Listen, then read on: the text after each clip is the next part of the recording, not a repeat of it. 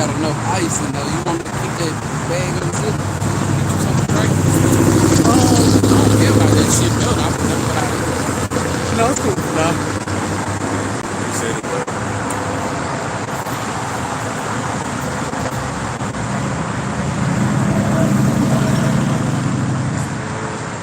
It's between 107 and 110 degrees today. Ooh, I love those. Oh, yeah.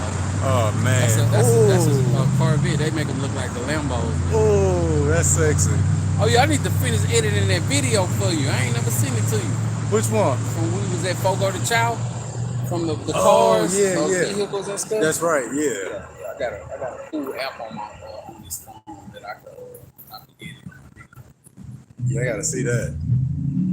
That was gonna be sexier though, them cherries. Oh man, I love I had ain't something gonna be slicked and no cherries don't make no noise. You know, we be out here. yeah. You know, Esau, he don't know no better. You know, them cherries gonna be able to move at hypersonic speed without no sound, bro. Man, no potholes, no bumps. Fuck, you know we be behind the truck, all the exhaust. And that black stuff come Man, out. yeah. Or even if we can't see the exhaust, it's still coming Still out. there. Like that truck right there. Yep. Just putting out, you know what I'm saying, chemicals in the air and stuff. All these cars. Pollution. Pollution. Oh, it's a thing called noise pollution. Yep. Yeah, like for example, like let's say if you have a party like in an apartment complex, they call it noise pollution. So all the people, they be doing all that loud exhaust. That's crazy. You said that. I seen the Edomites doing one of them on TikTok. Yeah. Hey, Shalom to the brother Yahawada. Shalom, Mark. Stay hot and ready like a Little Caesar's pizza. Hey, it is hot out here. Yeah. Between 107 and 110 in Dallas. Hey, still ready though. Shalom to the brother Ahmawan Ibad. Shalom. Yahawashi myself right.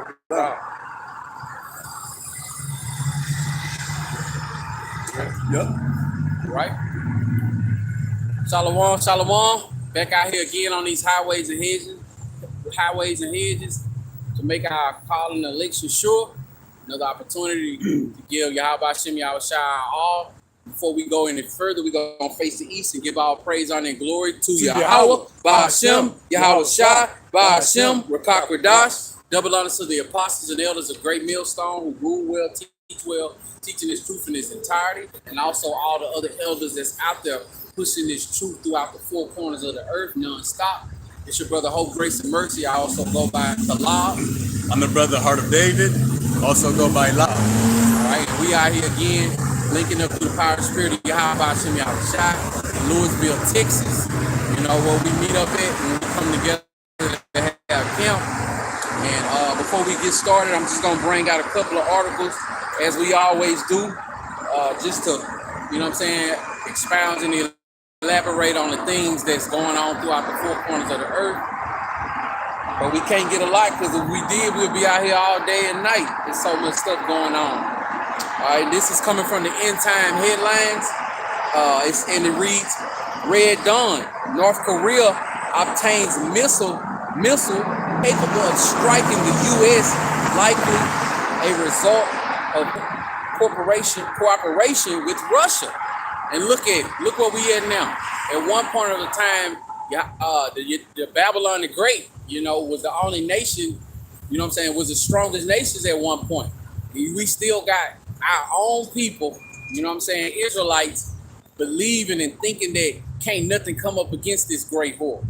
She will forever be the baddest on the block. Well, that ain't what the scriptures say. And as you can see, more and more countries are banding together. They getting they all getting nuclear weapons. Because at one point they didn't have them. Now they saying they strong, you know, and we know that that's all according to the prophecies that's gonna be going on in the times that we're in now.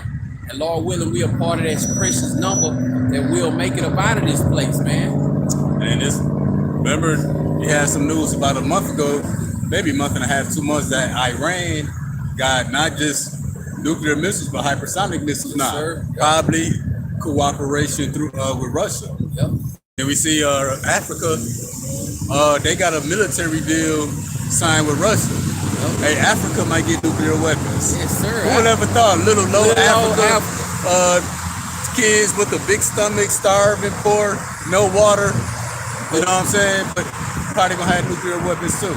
And if you think about it, look at it like this: they should have probably been had nuclear weapons. Well, they should have. Got the uranium. They got uranium. They got all the natural resources. You know, they supposed to be rich. They rich in everything. Yep. But let United States would have had all those natural resources that Africa had.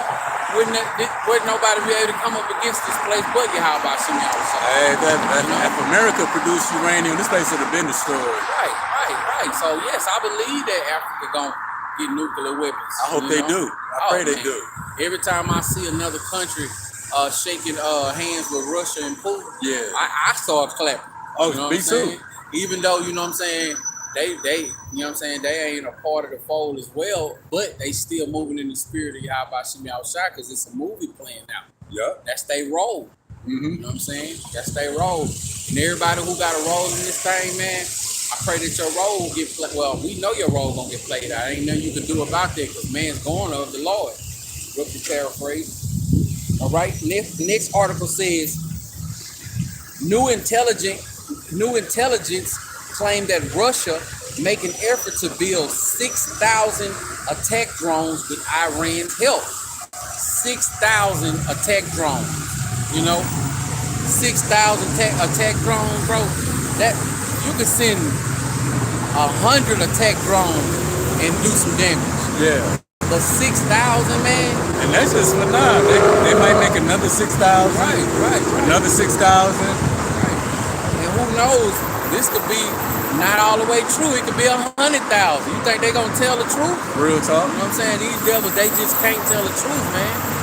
And hopefully those attack drones come over here and tear up America. Oh man, no. Regardless if they coming out, this place gonna get towed up. Gonna get towed up. It's getting towed up. It's like YAHAWASHI is torturing this place. Yeah. Slowly.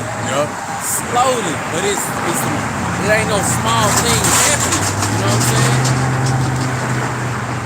All right. Next article says. They must be doing some work. Paint the parking lot. Oh yeah. Down. All right. Next article says developing Hurricane Hillary could be the first tropical storm to hit California in 84 years. How ironic. You know, California could possibly be about to get hit with a hurricane in 84 years in a time that we living in. You know, not in 1993, not in the early 2000s. You know what I'm saying? When Cash Money was taking over for the 99 and the 2000, but here now, and you know what I'm saying, in the time of Babylon falling, you know what I'm saying? YAHAWASHI, he ain't ceasing to, you know what I'm saying, to let this place go down. You know what I'm saying? It's stuff happening on all sides, and we know that, you know what I'm saying, according to the scripture, it's just gonna keep on happening.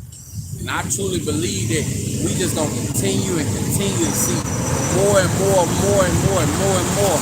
then it's gonna get to the point where, you know, like, you know what I'm saying? Even the world gonna have to understand. They gonna all be put in check, man. Yeah. Like, man, that can't be nobody but YAHAWASHI, man. And I was just thinking, I just pulled up this precept real quick.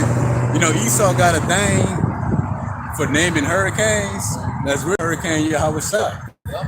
No, Esau got to put a name on everything. That's why Isaiah 29:6, thou shalt be visited of the Lord with hosts, with thunder, and with earthquake, and great noise, and with storm and tempest, and flame of devouring fire. So, and that's the Lord visiting Cali through that hurricane. And them damn Hurricane Hillary.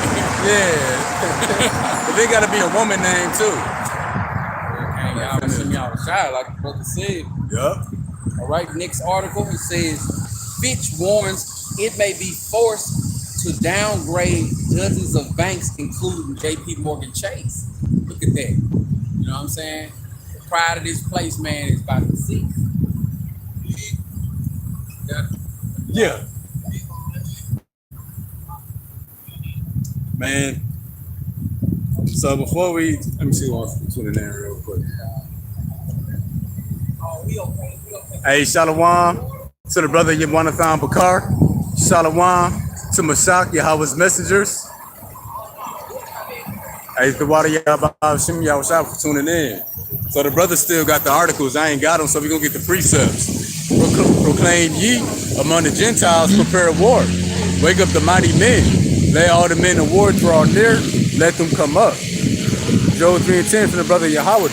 Be your plowshares and the swords. Be your pruning hooks and the spears. Let the weak say, I am strong. And what's that spear? That's a nuclear missile.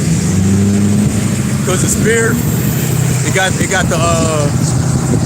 arrowhead, then it got the shaft. It's shaped just like a nuclear missile. And all these countries that's being built up all of a sudden, they being built up to come up against the great whore America. And that's why the Lord said He gonna raise up great nations to come up against Babylon. What makes you a great nation? When you got a great army, when you got nuclear weapons. Hey, Khan, yeah, brother Yahweh, and the Lord breaking this place down. Hey, so I do got a little article real quick. And shalom to my cousin Torrance, Yasha Allah 144. He brung this out. Breaking, Alex Jones says TSA whistleblower has told TSA employees were instructed on Tuesday that masks are coming back by October for travelers in full pandemic restrictions, lockdowns by December due to a dangerous variant out of Canada. Hey, it's all coming back. Yeah, I got that real quick while you And shalom to the brother True Jew. Shalom, bro. That brother audio always audioing. Hey, shalom, Maki. And also the brother Mashak Yahawah's messengers. Shalom, brother. Shalom to you brothers for being on the comment board, man. Hey, shalom. You brothers keep on continue to jump out there, man. And pure power like the brother Ahmawan Ibad keep on always mention, man. The brother who pulled up off the camera, man. You know what I'm saying? Yeah. He said, hey, man, y'all ate? I said, yeah, we good, man. He was like, well, when y'all get done, you know what I'm saying, go get you some food. Yeah. It's a car brother, you know what I'm saying, to the power spirit, y'all about to send me outside. Bless me and the brother with, you know what I'm saying, $20, man. Oh, hey. So, you know. Hello, YAHAWASHI. Let's not forget it. Yeah, for real. We don't want Edomite with the life jacket. Yeah, the Mexicans coming, y'all better run. Yeah. How y'all doing? How y'all doing?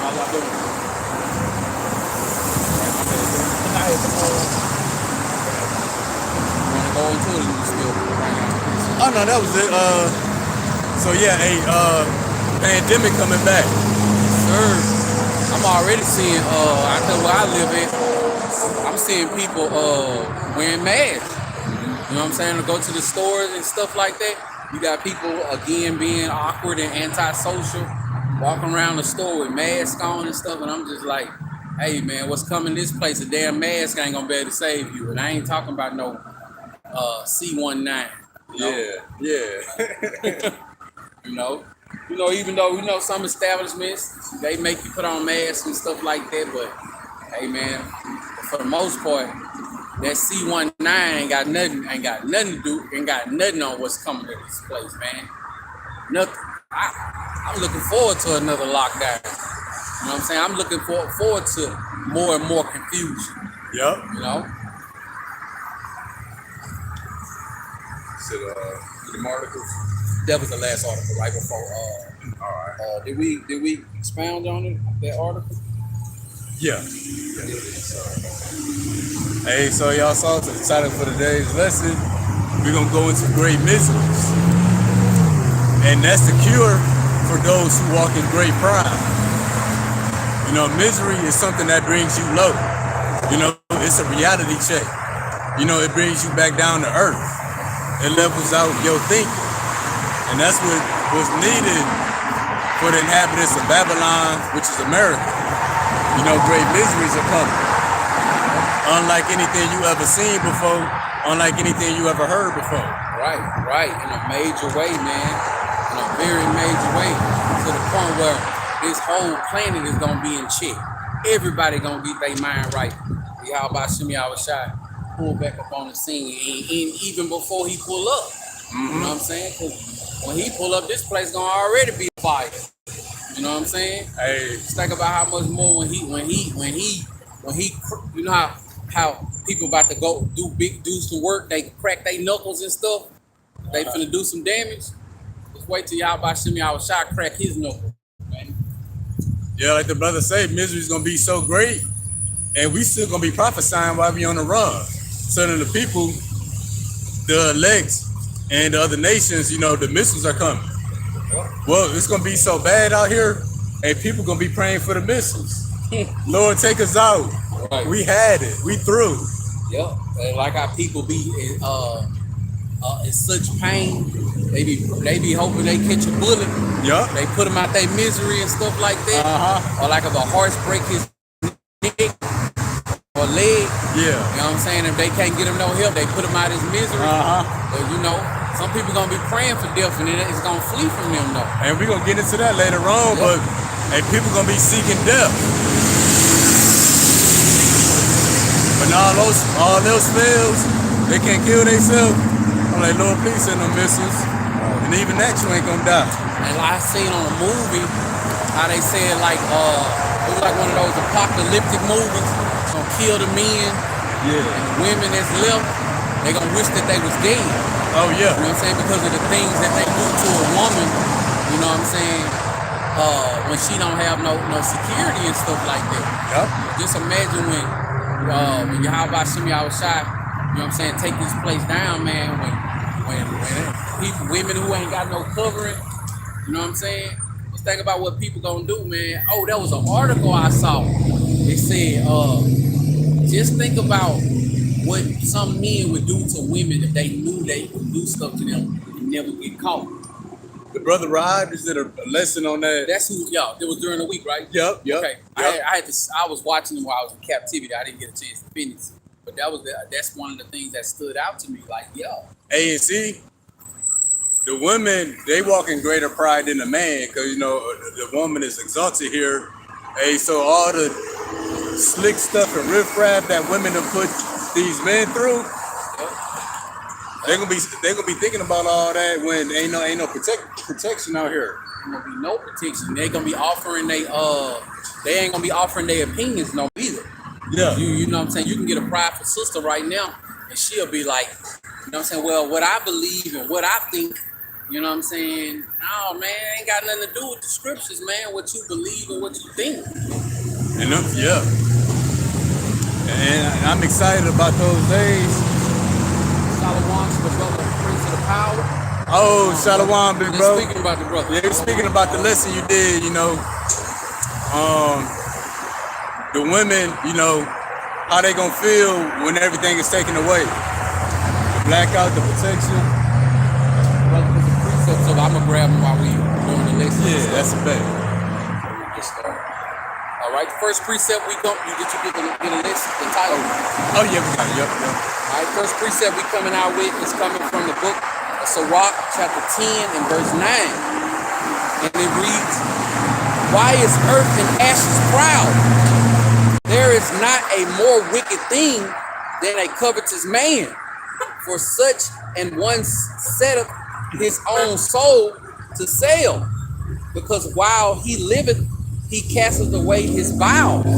Yeah, the earth and the ashes made proud. Who is that? Well, we made from the ground. Yep. Well, the earth and ashes that would be proud is Esau, the so-called white man. And it says there's nothing more wicked than a covetous man. Got that definition for covetous. It reads, phone acting up. Pretty much a great desire for wealth or somebody else's possessions that don't belong to him. Yeah. And that's why you're gonna have World War III. You know, they kill themselves or their brother to have it all.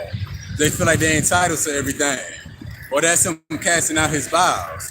He'll destroy his own nation to get what he wants. And that's through pride. And pride goes into being proud and also with arrogant. That's what them devils have been doing all since we've been here. You know, although we are the ones that went off and didn't follow the law, statutes, commandments of YAHAWASHI, these devils know who we are. Yeah. You think they gonna tell us? Yeah. They gonna lie about it. They gonna hide it until to the very second, very last minute. You know what I'm saying? They would rather just see you continue to do bad to let you know that you have the potential to be great. Yeah. You know what I'm saying? And that's that pride on them devils. Cause my son, he in high school, he'll be 16 tomorrow, and he say him and some of his homeboys at school, they always just catch each other eye contact, like, man, what's wrong with these dudes? Like the Edomites at his school, he'd be like, man, why there's something wrong with these people, bro. They just can't help it. You know what I'm saying? Always doing weird shit. Always playing like a homosexual. Oh yeah. Gotta be the loudest. You know what I'm saying? Like, hey man, man. Yeah. Crazy. Yeah, and if a man that casts away his own bowels, he envy himself. Scripture say to he who do evil to himself, to whom will he do good? Right. So what you other people think y'all got coming?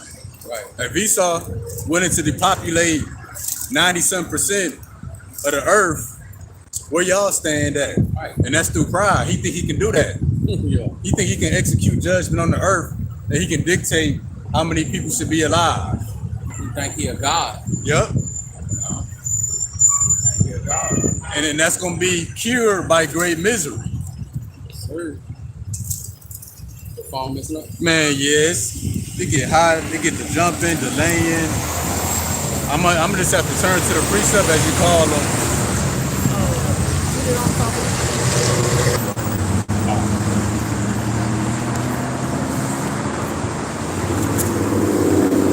That cold leg sprinkle. Yeah. Right, start back up, Salaki, for that. The next precept is coming from the book of Psalms, chapter 10, starting at verse 1. Why standest thou far off, O Lord? Why hidest thou thyself in times of trouble? The wicked in his pride doth persecute the poor. Let them be taken in the devices that they have imagined. So yeah, in pride they persecute the poor, which will be the Lord's people. They lifted up the head. So when you persecute the Lord's people, it's like you're doing it to the Lord. You come up against the Lord by coming up against his people. And that's through pride. And they're gonna be taken in their own devices. Everything that they imagine to do to us actually gonna happen to them. They're really gonna come down with great wrath to exterminate us. That the name of Israel be no more remembrance. Well, they gonna be no more remembrance. Because there's gonna be none remaining of the house of Esau. And that's not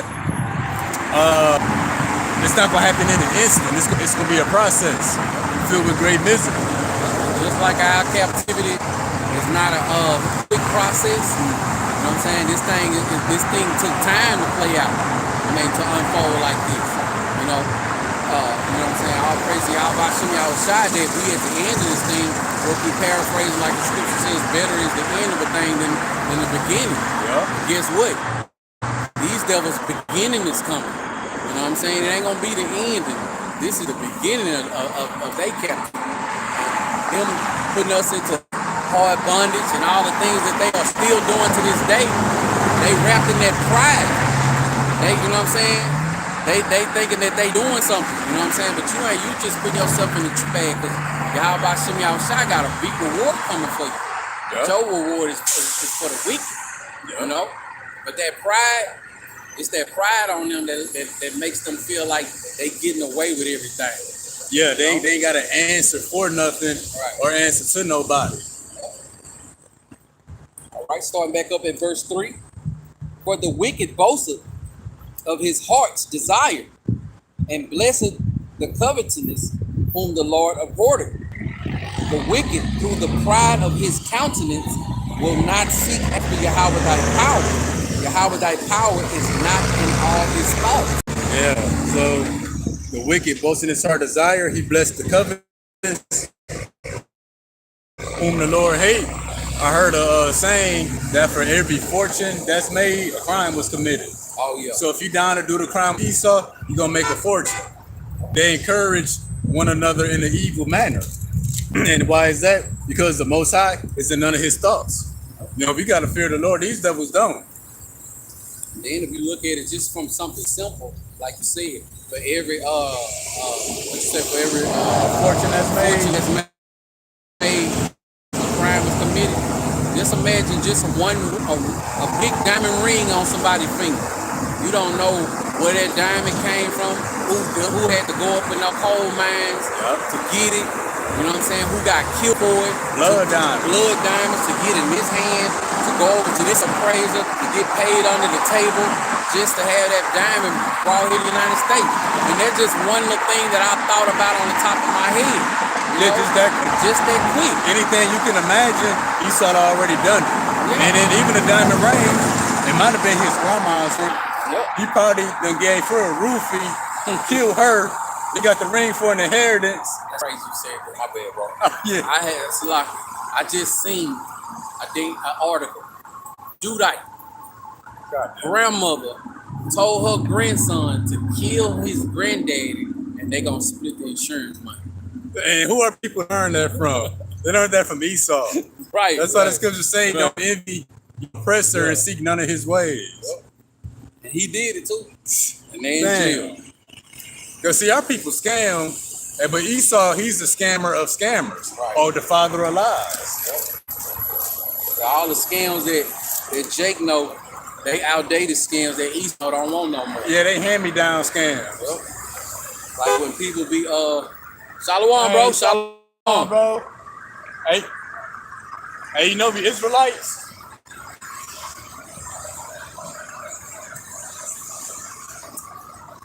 My back can barely hear you.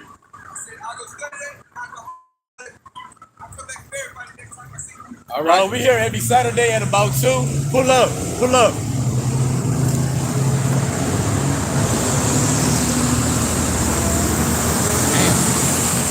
You know, who knows? That brother still could be a part of the elect group. Man, I would hate to be somebody in these days right now that never knew, never heard of us being Israelites. Gotta go study it. Gotta go study it up. You know, but hey, who knows? You know what I'm saying? That little small interaction, you know what I'm saying? Like I've been hearing a lot of brothers say lately, this word is contagious. Yeah. You know, this truth, YAHAWASHI, this testimony is really contagious. You know what I'm saying? For one, we know it's contagious by the eye. A person when people ride by, everybody break their necks like, what the hell they doing over there? You know what I'm saying? Yeah. Like, it's contagious. So, you know what I'm saying? Lord willing, hopefully that brother, you know what I'm saying, do go look up something, and you know what I'm saying? Maybe the Lord can still be dealing with that brother. Yeah. You know what I'm saying? Lord willing, you know what I'm saying? We are part of that elect number. You know what I'm saying? Yeah. We already studied and trying to make our calling election sure. Right? Picking back up. Oh, but yeah, like I was saying, this grandson did kill the granddad. See. You know what I'm saying? And the grandmama is like very secret. Like she about to enjoy it. Gotta walk around with she been living with oxygen tanks. You know what I'm saying? Great miseries. Great miseries, man.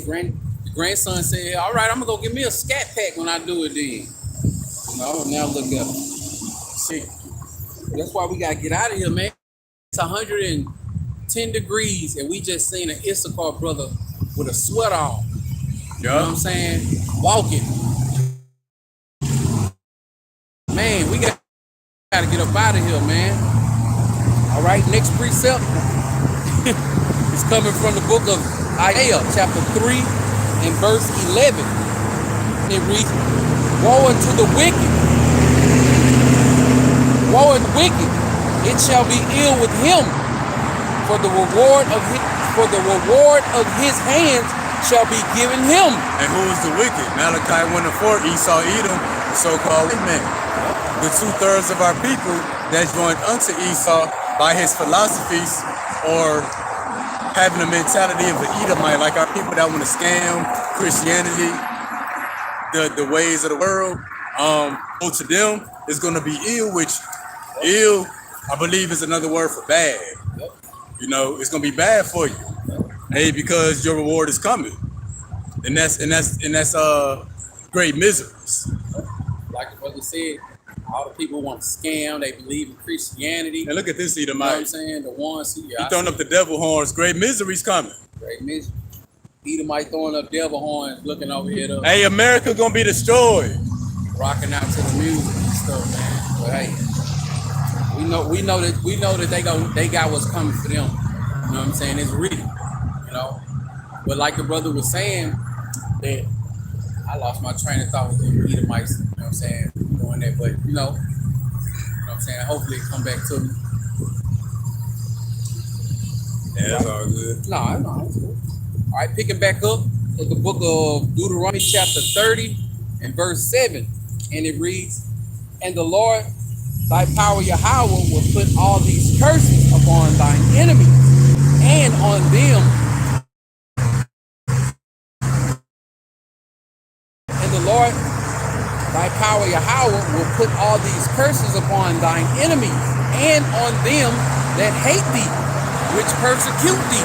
Who is our enemies? Esau, Edom, the wicked, those who we were sold to, those who walk in great pride. Also, the 2/3 of our, well, this here is talking about Esau. But the Lord said it's going to be ill with them, speaking about his reward. Well, it's going to start with the curses. That's why you see Edomites homeless, jobless, drugged out, fiend out. Now you see more white on white crime. Those are the curses that's going to morph into the great miseries. Yep. You know, it's gonna that's their husband. It's gonna swell high around, and that's the nuclear missiles. Right, but right now we see the curses. Well, the great misery is gonna follow. But also, 2/3 of our people, we still technically under the curses. Well, those great miseries gonna come to those of our people that don't turn back to Yahawashi as well. So you're gonna be in these great miseries with Esau, Edom, when you could have had a chance to escape through this word. And that's beautiful you brought that up, because man, I've been seeing Edomites catching hell lately, man. Getting attacked by raccoons, Yep. hawks. Remember last week we had the Edomite cross us. He was missing on his arm.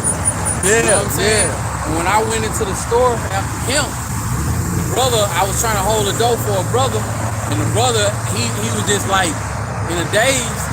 He was like, "No, you go ahead, bro." He was like, "Man, I'm trying to see what the fuck I'm looking at." You know what I'm saying? He was referring to the Edomite homeless, laying on the ground, only got one arm. And then like out there where I'm at, going home, you know, I crossed 635, you know what I'm saying, Dallas. Man, I'm seeing it's so many Edomites homeless. Like so many Edomites living on the street, man, doing bad, bro. Like doing bad. You know, but it's a beautiful thing. It's a very, very, very beautiful thing, man. It's a beautiful thing.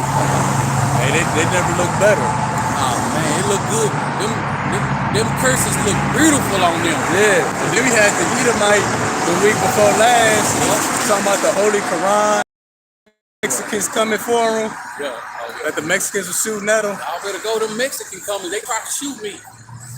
I hate they miss, man. They're saying. Right. But you know, and we know that this thing is gonna get even more and more beautiful, man. You know what I'm saying? For those that trust and believe and love and fear YAHAWASHI, we know that these things are gonna come to pass, man. You know, we know they're gonna come to pass. It's gonna be a scary thing for those who ain't came back to YAHAWASHI. Because when he returned, if you ain't, you know what I'm saying, if you haven't returned back to YAHAWASHI, you know what I'm saying, and true faith and sincerity, fearing him and trusting and believing him, you know what I'm saying, then your iniquities will not be covered, man. You know, you're going to be covered with all types of judgment, however YAHAWASHI sees to let that play out on you, man. Because our people are so prideful. Even our people, we know Esau prideful. Yeah. You know what I'm saying? But like that military commercial, the few, the proud, the Marine. Yeah. You know what I'm saying? It's all in their names, man. All right, but I'm gonna pick back up. Next precept is going into the book of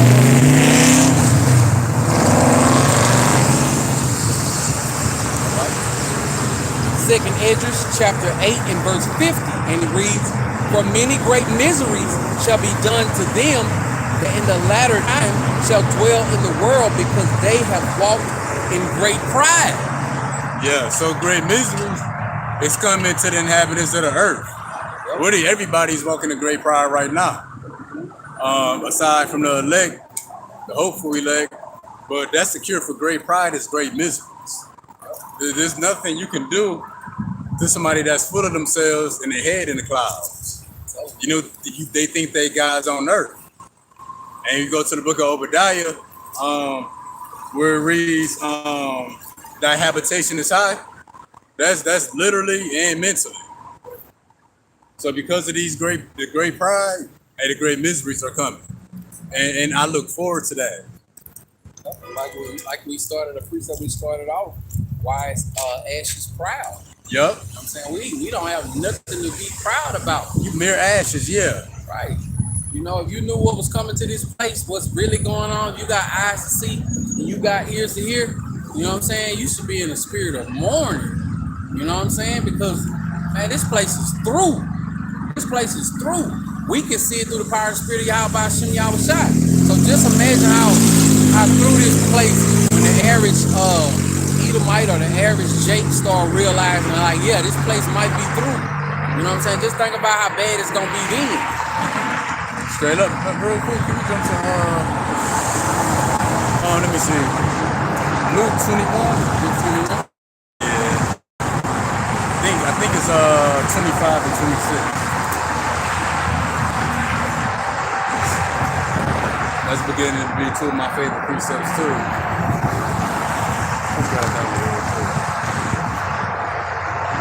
Hey, so great pride is going to be met with great miseries. Well, those great miseries is first going to happen mentally, in the spirit, and then it's going to morph into your reality.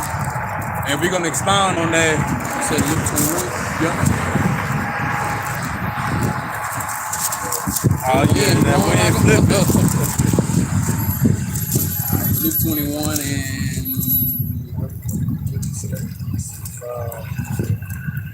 now the wind gone. Yeah, 25. 25. I think so. Yeah, I'm trying to get some blue letter. Okay. This is the book of Luke, chapter 21 and verse 25, and it reads, and there shall be signs in the sun, and in the moon, and in the stars, and upon the earth, distress of nations, with the perplexity, the sea and the waves warring. Yeah, warring. So we see that right now. We see the signs all over, but with perplexity. Now I'm gonna go to this in the Blue Letter Bible. That word perplexity. So like we said, the great miseries is going to happen mentally first. It reads to be without resources. Of course, that resources can be food, water, electricity, but it can also be without answers, without knowledge of what's going on. To be in straits, that's in a difficult place. To be embarrassed, to be in doubt, not to know which way to turn. So when a lockdown happened, Esau started making you wear your mask. When the rolling blackouts become a thing, when more violence be in the streets, when the stores are going empty, you know, you're going to be in doubt. You're not going to know what way to turn. It also says to be at loss with oneself. So you're going to completely lose sight of who you are. You're going to lose your mind. Be in doubt, not to know how to decide or what to do. You're not going to know what to think or how to think. So that's being perplexed. Those are times that we're coming into. Sure, everybody gonna wear that. Yeah, and that perplexity is gonna morph into physical miseries. You know, first you're gonna be troubled in the mind, but then the famine gonna kick in. Then a nationwide blackout gonna happen. And then the enemy gonna come in like a flood. Be purges in the streets. All your senses gonna have to deal with that. Yeah. All your senses. You're not, oh no, you're not gonna be in your right mind. So when you enter into Jacob's trouble, people gonna already be bugged out of their mind anyway. Yeah. You know, the bugging out ain't gonna happen in Jacob's trouble. It's gonna happen before it. Jacob's trouble just gonna finish those who be bugged out. Cause there's a quote I heard, a little video I did on those who panic first or panic at, right away, they're gonna be the ones who perish first. That's the time we coming in. You can see that, man. You can see that. Yeah. I know in my captivity. I know in my captivity, me being an oddball, just being very quiet and observing. When I have to go into like the office to work, just listening, everybody, you can just hear they sob stories. You know what I'm saying? It used to be just things like, well, we're getting a divorce and great miseries coming to those who walk in great pride. Can't make it up. That's an Edomite in an old pickup truck. So he's already a country, racist, redneck. Something just blew on his truck. I thought it was an accident. It was something like this, like something big. Oh yeah, like you said, an Edomite driving an old truck, man. He probably ain't driving that truck by choice either. Yeah. Yeah, man. But yeah, we are, like I was saying, like, it used to just start off with things like people getting divorced and stuff like that. But now it's people, cancer, three families living all under one roof with the grandmama. She got dialysis, just all kinds of stuff, man. Like me sitting back, I be want to stand up in my captivity and say, y'all going down. You know what I'm saying? But I keep it discreet. You know what I'm saying? I put on a fake smile and do my work and go home and stuff like that. Yeah, many great miseries is hitting this place, man. But yeah, for those who freak out, you know what I'm saying, at the first beginning of trouble and stuff, they ain't even cut for the trouble that's coming later on down the line, man. This thing is going to intensify more and more and more and more. And we truly trust and believe in YAHAWASHI. Trust and believe in YAHAWASHI. You know what I'm saying? That he going to keep us from them times, man. He's going to keep us from those evils. That's why I keep saying wisdom and knowledge. With this ability in your time, it all begins with the mind first.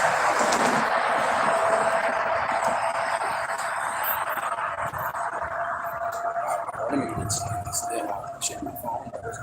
Sorry, I'd rather wear it. Isaiah. I want to get this. Okay. So perplexity coming to the nations, people being in doubt, not knowing what to do, which way to turn, being embarrassed, being ashamed, being without. What's going to cause that? Well, verse 26, man's heart filling them for fear and for looking after those things which are coming on the earth, for the powers of heaven shall be shaken. So yeah, that perplexity is going to be from the fear of the things that's coming on the earth, such as a blackout. That's something that's coming on the earth. Well, what's going to cause the perplexity with that? Well, before it happened, there's going to be rolling backouts, internet outages. And, then the people going to start being in doubt or in fear. Like, dang, is the power going to cut off today? Like, dang, it's 112 degrees out. Is the power going to get cut off? Like, damn, we got all this food in the freezer and whatever else. The medicine too. Yeah, the medicine. And then, like the famine. It's not going to just be overnight. There's no food. Things are going to become more and more out of stock. So it's going to be more and more empty. So that's what caused perplexity. Like, dang, I thought this would have been restocked by now. But this empty, not this empty. Every time we come to the grocery store, it's empty. Well, and a lot of our people going to be, not only just our people, but people all over Babylon the Great. They're going to be sitting in front of their TV so hard, opening the news. You know what I'm saying? Tell them that, well, in 2 weeks, everything will be back to normal. See, these devils can't tell you that because that ain't going to happen. They can tell you that, but it ain't going to be true. You know what I'm saying? Ain't nothing going back to normal. You know what I'm saying? The C-19 first happened, about 5 years ago? Has it been 5 years? About 3 years? Ain't nothing been normal since then. Oh, You know, and then it could be potentially on his way back. hey, that's gonna cause perplexity when Esau get on the news and tell you to pull your mask back out. Yep. People gonna be in fear. Oh man, is it gonna be a lockdown? Is it gonna be restrictions? Are they gonna be social distancing once again? It's gonna be a domino effect. Yup. Kids gotta stay home. Yup. You know what I'm saying? What if you got a child that ain't old enough to keep themselves? Oh, they gotta go back to a paid daycare. Some people gotta quit their job because they can't afford a daycare. You know, it's just gonna be a domino effect of all kinds of things taking place, man. And that's beautiful. Yeah, and there was a lot of that too. People not being able to work. But now they're gonna not being able to work with high interest rates, mortgage, inflation, all that stuff going on. I remember I knew this guy in the mortgage world, you know what I'm saying, the real estate world. I met him in the beginning of my real estate journey, and I no longer do that no more. But he was like a big dog, you know what I'm saying? Big time real estate guru. Yeah.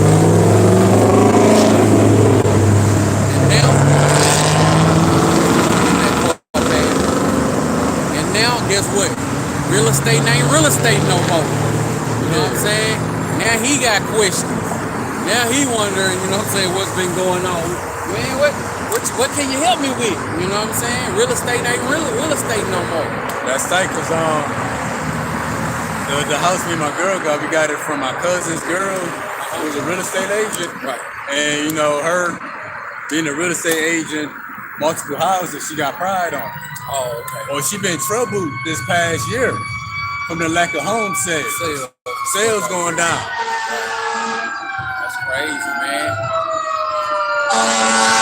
Judgment.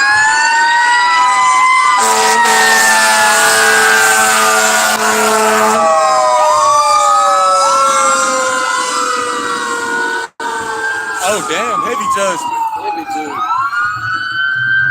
It look like they ain't gonna make it on time neither. Oh, no.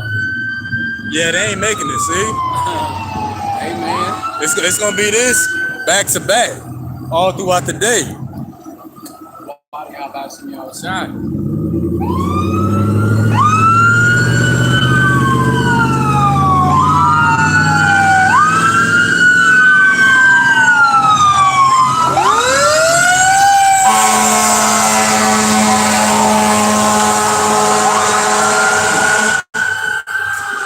Hold on, y'all. Hit that car. Oh, damn.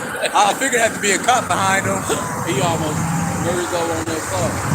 Hey, heavy judge. Plus, remember before we went live, ambulance went that way. Yeah.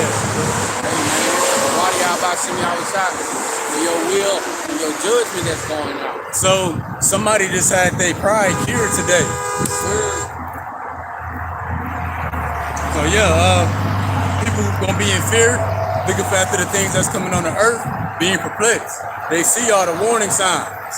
Maybe when they see that it's a point of no return, like you brother brought out things going back to normal. It's gonna be a certain point where people see things not normal now, but it's gonna be a point where people that your average person who don't know nothing would agree that nothing's going back to normal. That's when the perplexity gonna kick in. Like, dang, there's no light at the end of the tunnel. There's no way out of this. You know, they're not gonna be occupied with what's in front of them. Stacking up money, men chasing women, women chasing men. Even these Edomites, they're not gonna be walking in great pride. Because they're gonna have to deal with reality. They have to deal with what's before them. What's gonna be for them? No power, no air conditioner, no heat in the winter, no food in their fridges or in the store. They little ones going hungry. Jake terrorizing them. Hey, they got good homes. They got alarm systems. Hey, the alarm is tied to the grid. They got a Ring doorbell. You got to charge that doorbell every so often. So that's what's gonna be coming to our people. Hey, my mom said when the prophet's on the scene, judge coming between. Oh yeah. Come. Hey, before we go any further, since you brought up real estate, My wife got 2 family members in her family. They bought a house last year. The mortgage was $1,700. It's $2,500 now. Woo. You know what I'm saying? And that person is paying it all by themselves. You know what I'm saying? Then the other family member, they looking up just start back renting. Yep. You know what I'm saying? Yeah. They catching the vapors. Yep. You know what I'm saying? Hey, speaking on that, our mortgage was $1,634. It went up to 19 something. But it's the thing though, that $300 increase they hit us with don't go to the principal at all. I know. So all that $1,600 to the $1,900, only $300 is actually going to the house payment. The rest, taxes and escrow. Yep, taxes Crazy. and escrow. When I worked for a big time mortgage company, those people would call in. It'd be Edomites calling in, asking me to break it down. How much? What's their balance? You know what I'm saying, on their house now? And I would read them their balance. Like, They'd how? be like, I'm not. It just seems like I'm not paying this thing off. Yes, ma'am. You are paying $1,500 a month, but only $225 is going towards paying your home off. All the rest is just taxes and insurance, man. Let's see. You know, like, come on, man. Esau just do that stuff out of pride. That's a scam. Yeah. And that's out of pride, you know.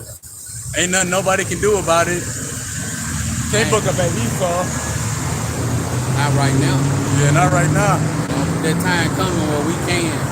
Well, we getting closer to that time where, like, booking up to Esau, it's gonna be a whole nother word for that one. Oh, yep. And them the times when we're coming into all this stuff is to bring down Esau. But if you tied to this place mentally, spiritually, you're gonna be brought down too.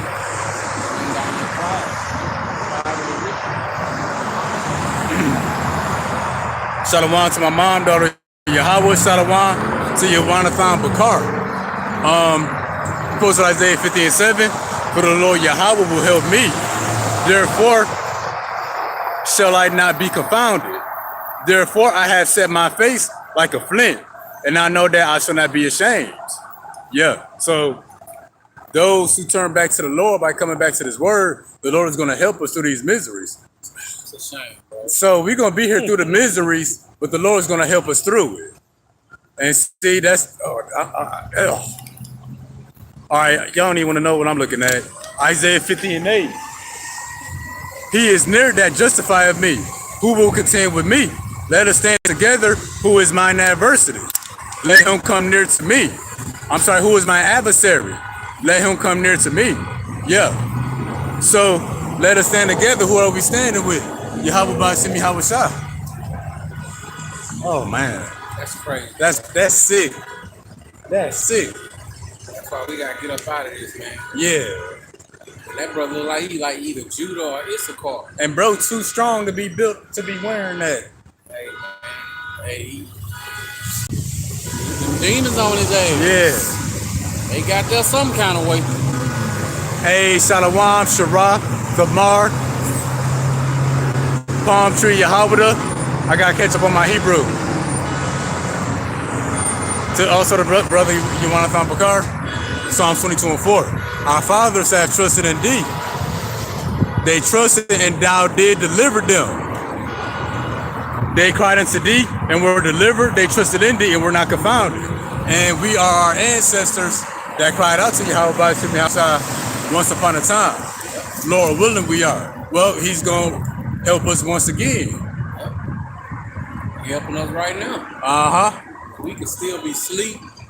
We can still not know. We can still be bugged out. We can have demons on us. You know what I'm saying? They say they done stole the car.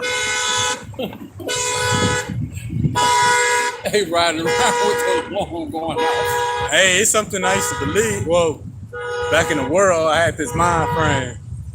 When the police and the ambulance would be busy, that's your time to get down on something. Oh yeah. Yep.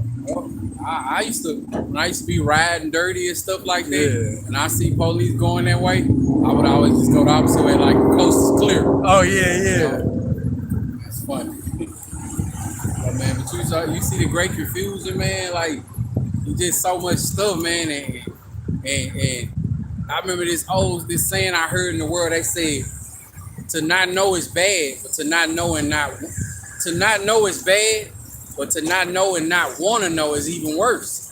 You know, Jake don't even consider. You know Jake don't consider nothing. He don't consider nothing. If it ain't got nothing to do with his bag, if it ain't got nothing to do, you know what I'm saying, with furthering himself so he can compete with Esau and Babylon the Great, he don't want nothing to do with that. He won't consider. He'll look at you funny, you know what I'm saying, while you trying to do your best, you know what I'm saying, and talk down on your stuff. But hey man, Jake don't consider that we at the end of this thing, man. He don't consider that he have to it's a recompense for all the wicked that he been doing, just like Esau. You know, and that's the time that we in, man. That's the time that we in. I'm telling you, I always just try to look at it from the outside looking in. I see some brothers up on the corner with Bibles in 107, 110 degrees weather. I just can't just ride by them. I gotta find out more. Yeah. I gotta see like what's going on, man. Yeah.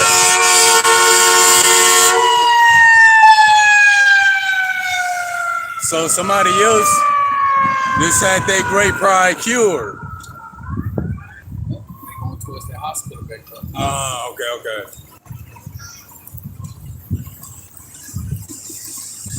So yeah.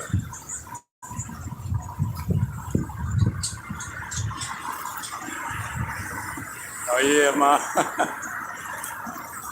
he was laughing about what we saying to do crimes while the police busy. Oh, okay. Hey, who we learned that from Esau too. Right. Strike while the iron is hot. You know, the wicked Esau, they can't let a good crisis go to waste either. Oh yeah. You know what I'm saying? When they had that last lockdown, we was living over here. Over there by East Round Grove. Yeah. When there was a lockdown at nighttime, man, they was putting up them towers. Yup. You know what I'm saying? Putting up them towers right before your eyes. You come out the house on a Sunday morning, you look up and like, what is that? That wasn't even there yesterday. You know what I'm saying? You know, tell them what they doing, man.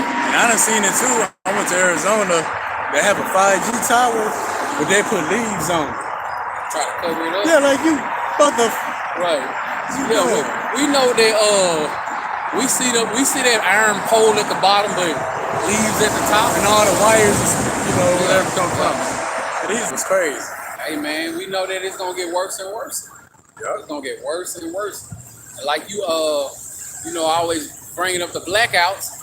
You know what I'm saying? And for your job to have to witness that, you know what I'm saying, firsthand, I thought that was beautiful, man. Oh man, that was beautiful. I for the lights to go out at your captivity, something that you always talking about. Yeah, you know like I always thought blackout happen when I'm at home. Not happened at work. Right. And it was funny. The next day, that was the talk of the warehouse. That even it was a rolling blackout. It was playing, but they had on an intercom. It said, "Associates, please refill your vehicles before the blackout." And so that's gonna start being the talk in America. You know, do your shopping, your cooking, your chores, your running. Do that before the blackout. Yep. And you know, people gonna get accustomed to that, and then everything just gonna go out for good. They gonna only be able to operate during the daytime. So when the sun go down, the freaks come out at night. They know that, and that's why people gonna have so much misery and fear. You know what I'm saying? It's already a blackout, but who knows what's gonna happen tonight when it ain't no lights in Babylon the Great. Yeah. You know what I'm saying? That's gonna be a constant reminder. But we know it ain't gonna be no calm.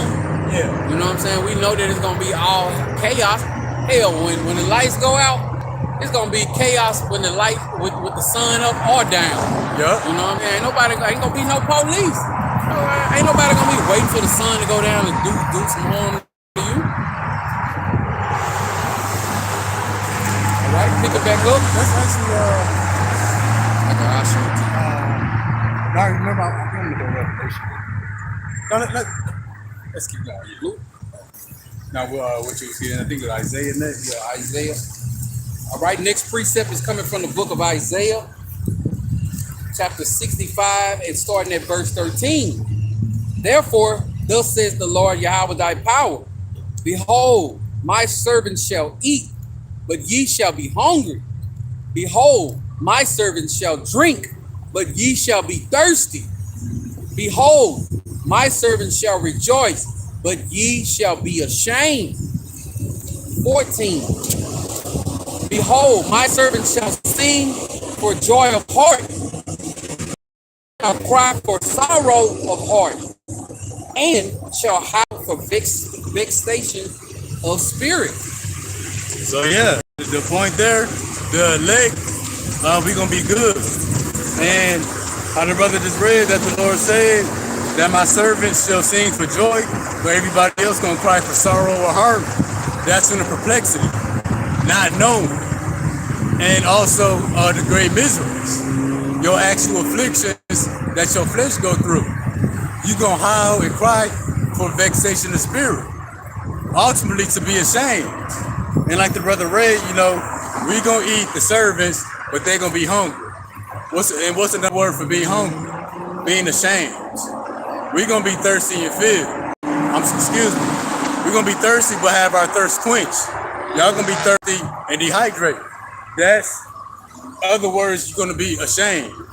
You're gonna be forgotten about. Like when you would be getting picked up from school and you was the last one to get picked up, you was ashamed. You're like, damn, nobody cared about me. Ashamed, scared. Scared, yeah, scared. It's getting dark. Helpless. Hey, perplexed. Yep. You're not knowing that they remember to pick you up. Like, dang, is somebody else coming? Yeah.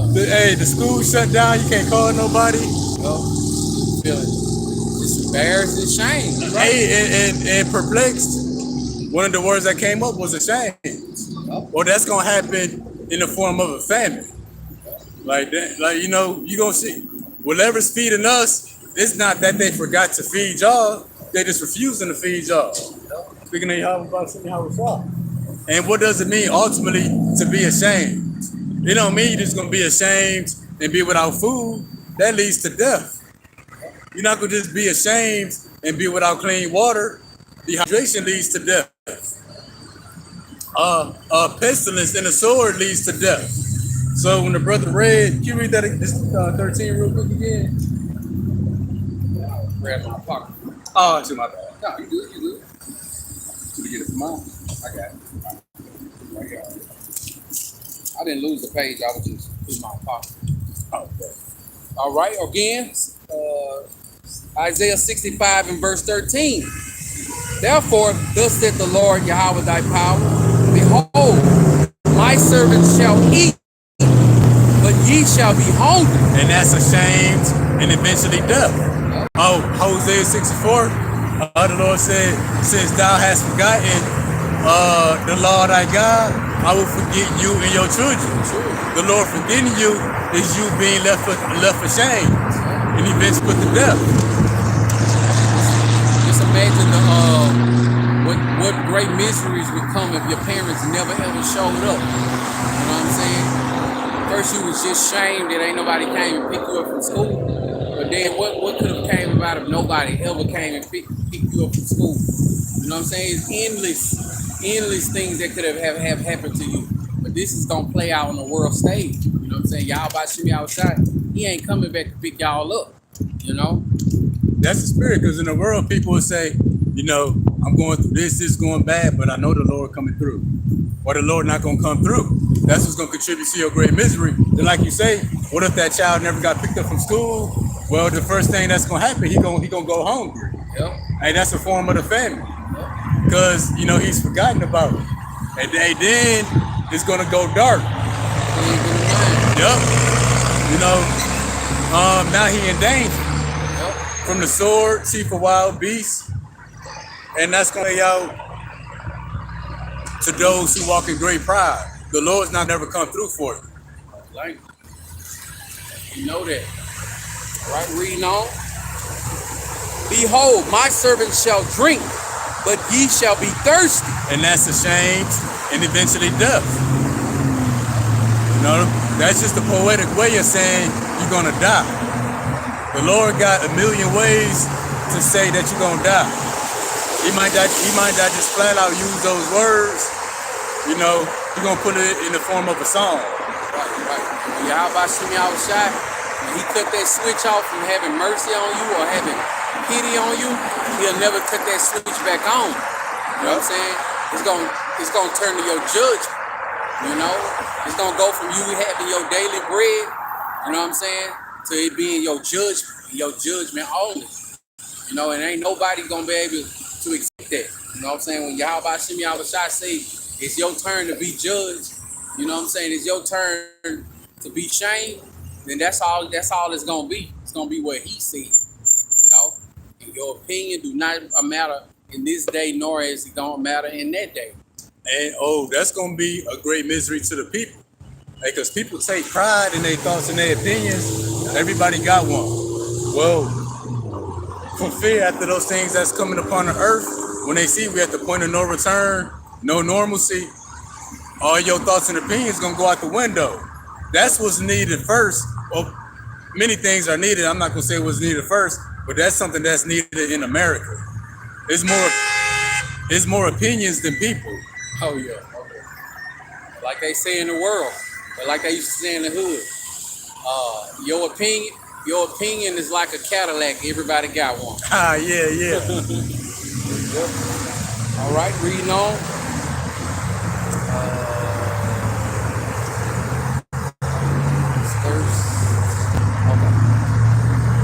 But ye shall be thirsty. Behold, my servants shall rejoice, but ye shall be ashamed. And being ashamed, in other words, you're gonna die. Which Esau, Edom, who walk in great pride, they are gonna die. The 2/3 of our people, they're gonna die because they walk in the same pride. Well, we read in the book of Isaiah that the wicked, Psalms 10, that the Most High is in none of his thoughts. That's saying with our people that walk in great pride. I think it's Sirach 10 and 12, that the beginning of pride is when your heart depart from your maker. So in other words, when the Most High is in none of your thoughts, that's you walking in pride as well. So you're gonna suffer the same fate. As if you was a heathen or something. Yup. Hey, pride.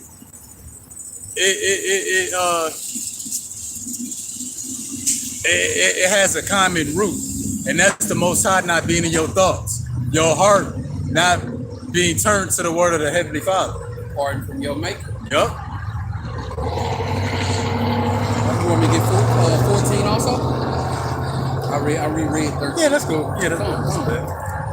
Behold, my servants shall sing.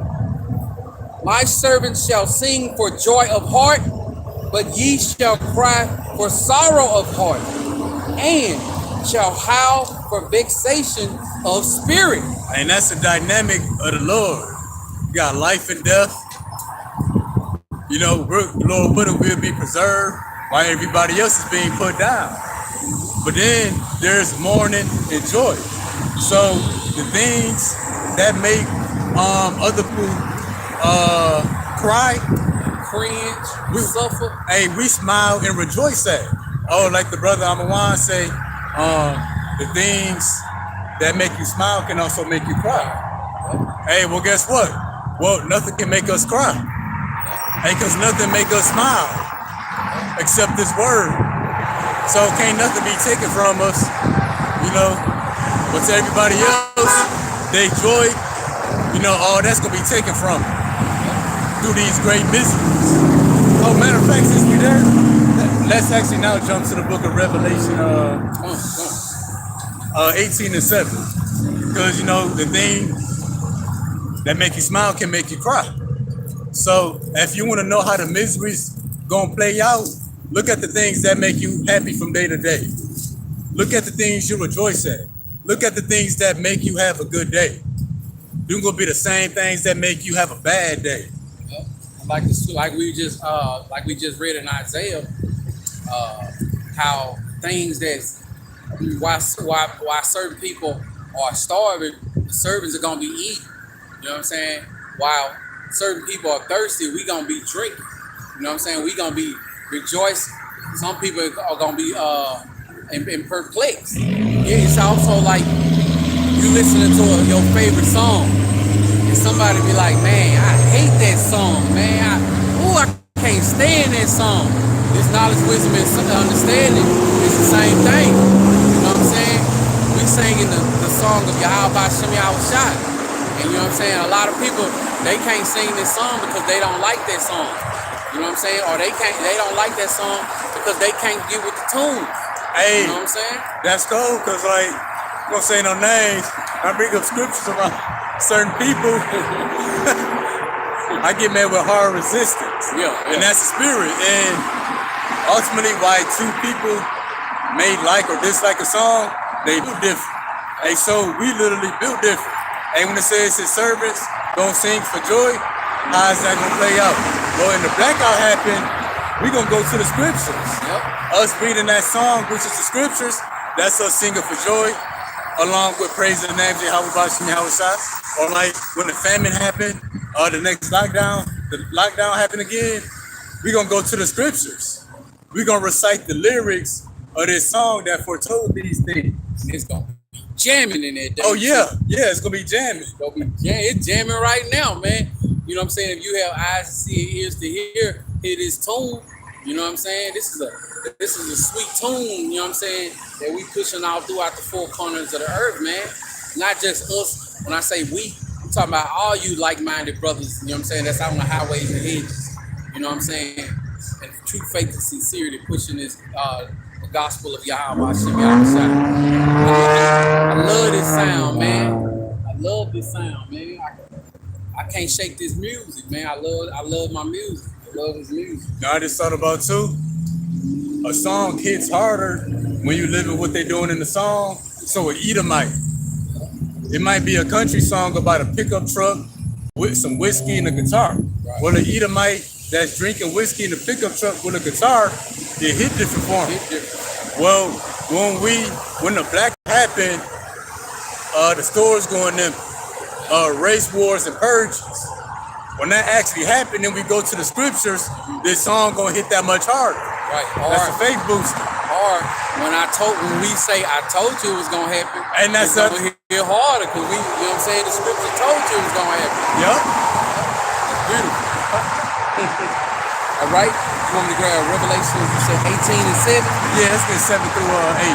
Okay. So yeah, the things that make people smile, that's gonna be what make them cry. And the things that making people cry is gonna be the things that's gonna make the servant smile. Yep. And it's gonna be a beautiful thing, man. For YAHAWASHI to unleash great misery and great joy at the same time for his people, man.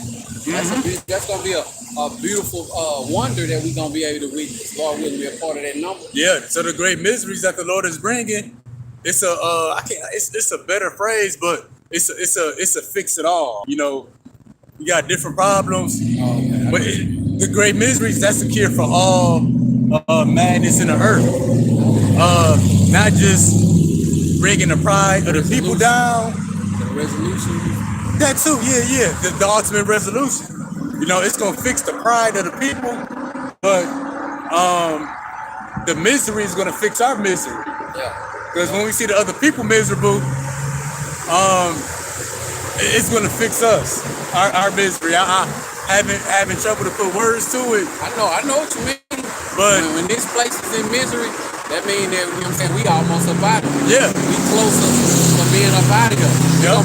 We gonna be witnessing YAHAWASHI dealing with us in that time. Yep. You know, I know exactly what you mean, bro. So yeah. All right. This precept is coming from Revelation chapter 18, starting at verse 7, and it reads, "How much she hath glorified herself and lived deliciously. So much torment and sorrow give her. For she said in her heart, I sit a queen and am no widow and shall see no sorrow. Therefore shall her plagues come in one day, death and mourning and famine, and she shall be utterly burned with fire. For strong is the Lord Yahweh thy power, who judgeth her." So those who glorify themselves and live deliciously, that's dealing with America.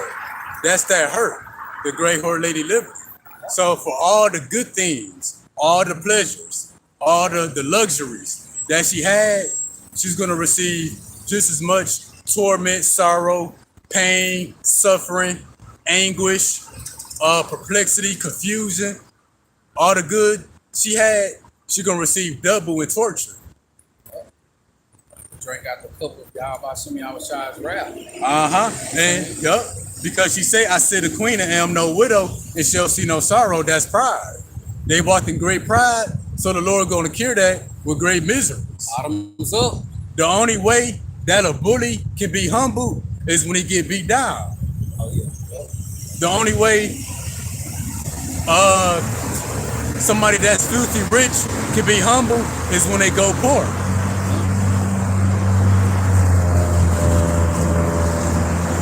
So that's what's coming. This place right here has so much pride. So when y'all about to send me outside, break their pride, man. You ever seen somebody take something from a baby? How hard and passionate they cry? That's it. That's exactly what y'all about to send me outside finna do to this place, man. Oh, the Lord said, in the book of Isaiah, woe to the land when the king is a child. Then also Sirach, what manner of man the ruler of the city is, so are all they that dwell therein. So Esau is the child, and America is a nation full of children. So like you say, taking something from a baby, these people gonna weep and holler. Sir. And we be talking about adults. We taking away their number one prized possession. Babylon the Great. Yup. You know? It take a true prideful person to walk around with an American flag collar shirt on. You know what I'm saying? Like you gotta definitely be having some pride on you to wear a shirt that's stitched in the form of an American flag, man. Yeah. You know, that's crazy. I started first seeing those shirts in 2011. And the crazy part about it, I'm still seeing them right now. Like, dang. All right, picking back up. Next precept that's coming out is coming from the book of 2nd Esdras, chapter 15 and verse 49. And it reads, I will send plagues upon the widowhood, poverty, famine, sword, and pestilence to waste thy houses with destruction and death. Let's keep it moving. Yeah, that's cool. All right. And the glory of thy power shall be dried up as a flower when the heat shall arise that is sent over thee. So that's the great miseries that's coming to America. It's coming in the form where they're going to be plagues. Widowhood, that's going to be part of that great misery. The poverty, the famine, the sword, and the pestilence. Those are the great miseries. That sums up the great miseries that's coming to Babylon. Let's keep a bookmark on this one right here.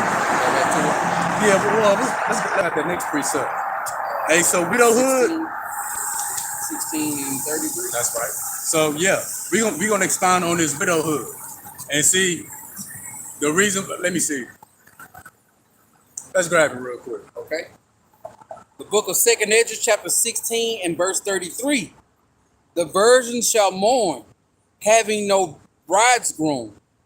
The woman shall mourn, having no husband. Their daughters shall mourn, having no helpers. So the women are going to mourn because there's going to be a series of men in the earth. Sir. That's why the scripture says, roughly paraphrased, the Lord is going to make a man more precious than fine gold. It's funny, remember we was talking about this just random conversation throughout the week. Yeah. How about Shimmy outside is going to make a man more precious than fine gold. Guess what? It's going to be a shortage of men. We ain't talking about a grocery store out of rice. You know, and we talking about men on the earth, you know what I'm saying, getting slaughtered, murdered, and, you know what I'm saying, catching judgment. And the thing about that is it ain't gonna just be a judgment that we heard, that the world heard about. It's gonna be a judgment that's getting played out all throughout the four corners of the earth. People are gonna be able to be witnessing this. You know what I'm saying? People gonna be walking over dead bodies. People gonna be used to the stench. People gonna be used to the sight of gruesome judgments. You You know what I'm saying? People gonna have to get used to every man being for themselves. You know? Ain't gonna be no men. You know what I'm saying?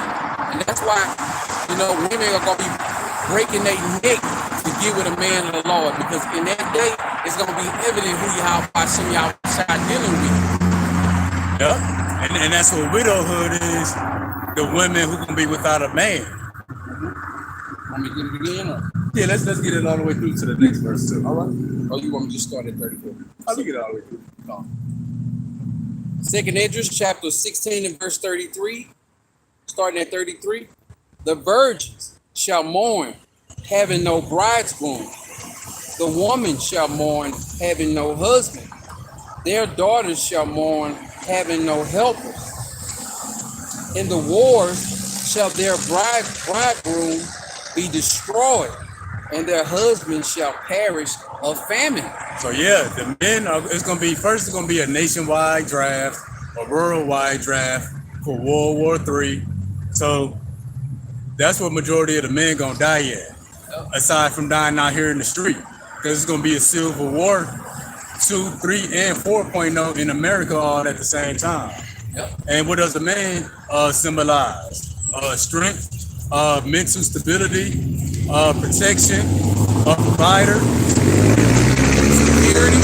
Yep, security. So the women who are going to be widows crying because they have no helpers, they're going to be without protection, without security, without stability, no provider. Women not going to go out here in these streets looking for food and water. It'll be all kind of dangerous out here. Half the men ain't going to even be out here looking for food and water. Right. So that's why widowhood is a plague that's going to go rampant throughout America. That's what's going to contribute to the great misery. And then also too, women in America, you know, you had this thing some years back, think like a man. Well, women, you know, men, you know, back in the day we had a roster full of women. Well, now women got that. Yep. If you ever played like a fighting game, you got a character select screen, well, that's what women got in their phone. Yep. Well, none of those men are going to be there to help them. Why? Because they're gonna die off in the civil wars, in the streets of America. They're gonna die off in World War III. They're gonna perish from the famine, and women greatly outnumber men. So men are gonna be the first ones that just about go extinct. So when the men just about go extinct, all you women and children gonna follow that's not protected by a man of the Lord. Hey, and also too, that character select screen, roster of men that you women got, the men not gonna be there for y'all. Whole line. Hey, and a lot of them men that women got, hey, women be playing them and curving. Not answering their calls, not texting back, not pulling up on a Friday night when they said they was. Hey, so you gonna hit them men up, and them men gonna remember that. Remember that, man, F this. And not only that, but even if a man tried to be there for them, if Yahawashim Yahawashai, so like this, the sun moving, so we gotta move with it. Yeah.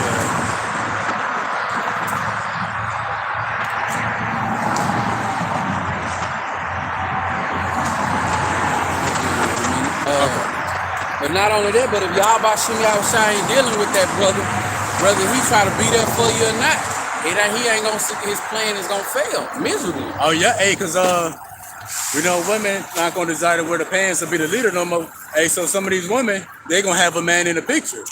Like the brother say, if the Lord ain't dealing with them, the Lord gonna take them out of the way. So that's gonna be a great misery to the people, because also too, the women like to use the children against the man. Don't let the man see the father. So the women, now they stuck with the children. Now they got all them extra, hey, Shalom.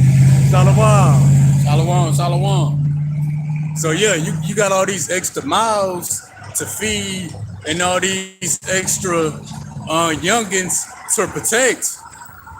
And you're gonna be stretched thin. So you're gonna greatly desire a man, but ain't gonna be no man out here. You know, that man who's not men of the Lord, hey, they're gonna pick and choose their battles. Yep. They're gonna pick and choose the risk they want to be involved in. And you a risk they not gonna take. First thing they gonna think about is all them children you got. Right. Like, man, she ain't coming over here. Her and all them kids. Right. Like, then the kids loud. You might have to run. Yeah. She can't keep up. Yup. So the man you got, most of them ain't real men. The others not gonna pick up for you. The others, the Lord gonna remove from the equation. In that fine gold, through spiritual discernment, we gonna decide that we don't want to deal with you. Yep. It's gonna be a beautiful thing, man, for shame to be brought up on this place, man.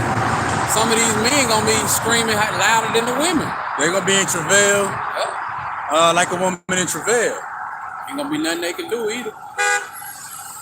So that's why widowhood is gonna be a great misery.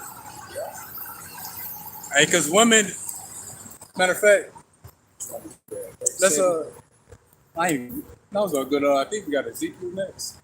Oh. I thought it was Sick Ninjas. Oh, yeah, we just got that one. Oh, 16 to 37. Am I wrong? yeah, we just gonna start back on. Oh, that's Ezekiel Sloppy, bro. Oh, it's all right. So there's gonna be no bridegrooms, no men, no husbands, and that's gonna be a great misery that target the women and the children that's under them. Yeah, it's gonna be a scary thing in that day, bro.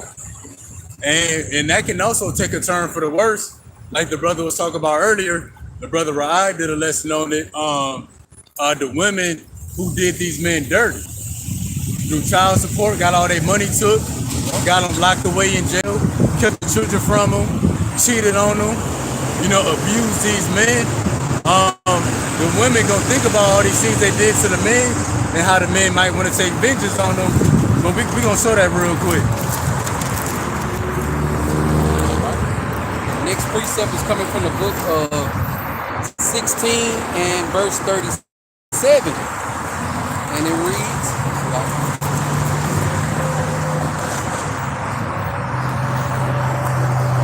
Behold, therefore I will gather all thy lovers with whom thou hast taken pleasure, and all them that thou hast loved with all them that thou hast hated. I will even gather them round about against thee, and will discover thy nakedness unto them, that they may see all thy nakedness. What's your nakedness? You being unprotected, not having a cover, being ashamed. So this is a metaphor for Israel, that all the nations of people who we wanted to follow after, the nations we desired to follow after, as well as our enemies, the Lord would gather all of them and turn them against us. That's why we at the bottom of society now. And that can apply to you women on an individual basis. All the men, your roster of men that you like, the men that you use for food or for a ride to work, or to be a repairman when you need something repaired, hey, the Lord might turn all of them against you. Ooh, what about these sisters who got these brothers paying child support all these years, thinking that them they children, then they find out them ain't even they kids. Yep. Think about what somebody like that gonna do to y'all, man. Yup. So yeah, the Lord gonna gather your lovers. Shalom. The Lord gonna gather your lovers as well as the men that you didn't like. They're gonna turn against you. I know Shaquita got the food stamps at the beginning of the month before the blackout happened. I know real quick look at, ain't nobody over there just serving the kids. The kids, as always. Yep. And the brother Rai gave a graphic scenario that, the men gonna be taking vengeance out on these women by raping them. Yep. Which Isaiah 13 say that the women are gonna be ravished. He said the men, especially the real weirdos, hey, they might rape you and then eat you after. Or rape you and then hang you on the wall like a fish. Yup. Like that Edomite a couple of years ago had them women trapped in his house. Ain't nobody here to tell you you can't do that no more. Yeah. Man, it's some wicked people gonna tap into their wicked minds, man. You know what I'm saying? And that's gonna be judgment for a lot of people too. Yeah. You know? Oh, just thought about it too. The women not having no lovers, the women not having no men, the women not having nobody be there for them. That goes into the law enforcement as well. Because why all these Eves walking in great pride? I'm gonna call the police. He hitting on me. And women, it's a proverb. They gonna believe the woman over the black man. Right. Police get called, and it's a dispute between the man and the woman. The man automatically going to jail. First, before he go to jail, as soon as they pull up on the scene, they automatically put him in handcuffs. Yup. You know? Yup. You are guilty to proven innocent. So even our women, part of their roster is Esau, and that's for protection. If they want to prove a point or make an example out of you or do something out of spite, they're calling the police on you. That's that brother. Our women calling the police on us. That's the equivalent of our woman putting a hit out on us. Rather they telling the nigga from the hood or they calling Esau on you. Well, Esau not gonna be there to pick up neither. That's why, like in these black homes, it's an unspoken agreement, like an unspoken law. You better not ever call the police on it. Oh yeah, you know what I'm saying? Because in some homes you call the police on Jake, he done with you. You know what I'm saying? Ain't no coming back. You put the white folks in our business. That's the equivalent of putting a hit out on the brother. Just imagine, bro. It's a turn coming, bro. You gonna try to call 911. 911 gonna need you to call 911. You know what I'm saying? It's gonna get so crazy, man. And I like to picture all these vehicles you see passing us and looking over here at us. It's gonna represent these people. You know what I'm saying? And the times that we coming into, these people gonna have great misery on them. And all these vehicles, it may be anywhere from 2 to 6 or 7 individuals. So like you be saying, there's thousands of people going through here. Hey, you might call the police. The police may know there's no law, but they know you in help and you in need. You ain't got no man in the home. The police might come there, rape, rob, and murder you. Because they was doing that at Hurricane Katrina. The law enforcement was killing people and stealing, doing crimes out there. Some law enforcement was they left the city like, I'm out of here. You know what I'm saying? Like, I ain't finna put up with these hard-headed Negroes, wicked Negroes. You know what I'm saying? 911. Think about back in the days of old. They didn't have no 911. That's why your husband was a source of protection. Valuable. You know what I'm saying? You ain't never read about no women in the days of old talking about being independent. Even to this day, only Eve talk about being independent. You know what I'm saying? All these other race of women, they know they need their men. Yep. You know what I'm saying? They probably say some harsh things about them behind closed doors, but as far as like not needing them as a whole, you know what I'm saying? I seen that slut rapper Megan Thee Stallion. She gonna say, and for you ninjas, she said the word. And for you ninjas, we don't need y'all. We don't need y'all. We just want y'all. Something like that. Yep. You know what I'm saying? That. Like, come on, man. What kind of place? What kind of train of thought is that, man? And she gonna be the main one looking for main one. And the women gonna be so desperate. Hey, they gonna look for any man. Because right now, a woman wanna do a background check on you. You been in jail before? How much money you make? You got a job? Where you work at? You got a house? How many cars you got? Time of Jacob's trouble, man, they gonna be doing a background check. They just gonna be looking for any man they can get. And they really gonna put themselves in harm's way because there's a lot of weirdos out here. So that man you just gonna give yourself over to without question, He gonna be the one raping you and your children, take everything you got, leave you stranded, possibly cook you and your children. Edomite. Everything is game to them. Woe to the land when the king gets a child. Right. Everything is so funny with these Edomites, bro. Riding by. But if that car will stop right there, they'll just be looking straight at that light until the light change. Yeah, see, that's when they do something as they driving off. They can't stand and look you eye to eye. Yeah. I ain't gonna do nothing like that. All right, starting back up.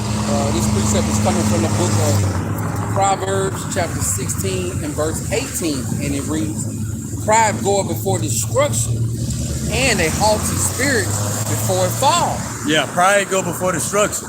So that destruction is going to come in the form of great miseries.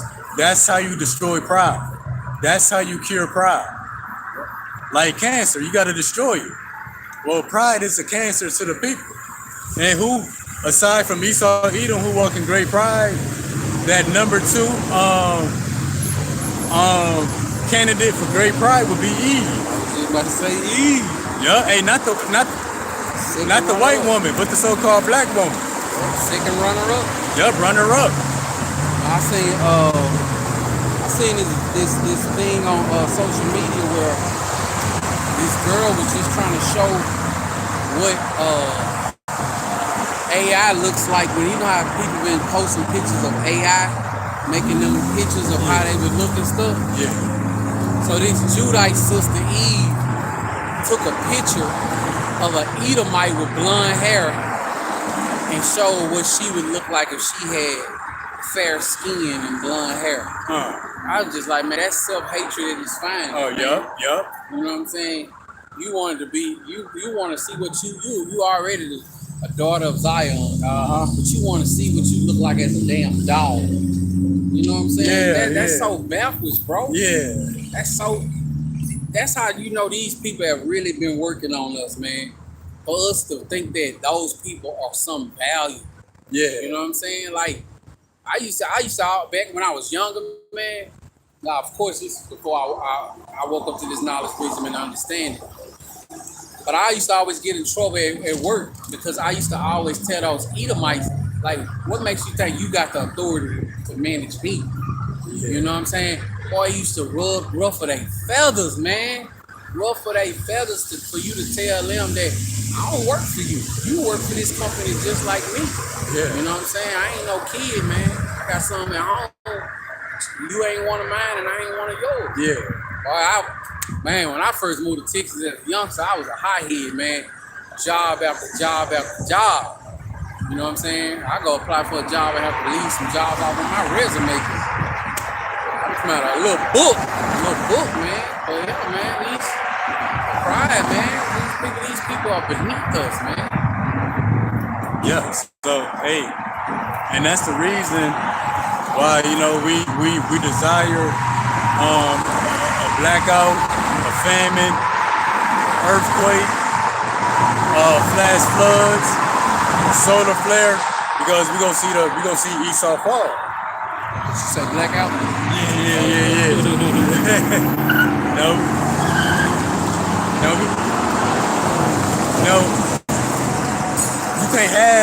You can't be full of great pride on an empty stomach. You know what I'm saying? Just you being hungry, that saddens you. Right. You see some people, and you think somebody died, they just hungry. You ain't never seen nobody starving going through all the designer clothes in their closet. Yeah. You know what I'm saying? When that stomach touching your back, you got a whole new swag on you, man.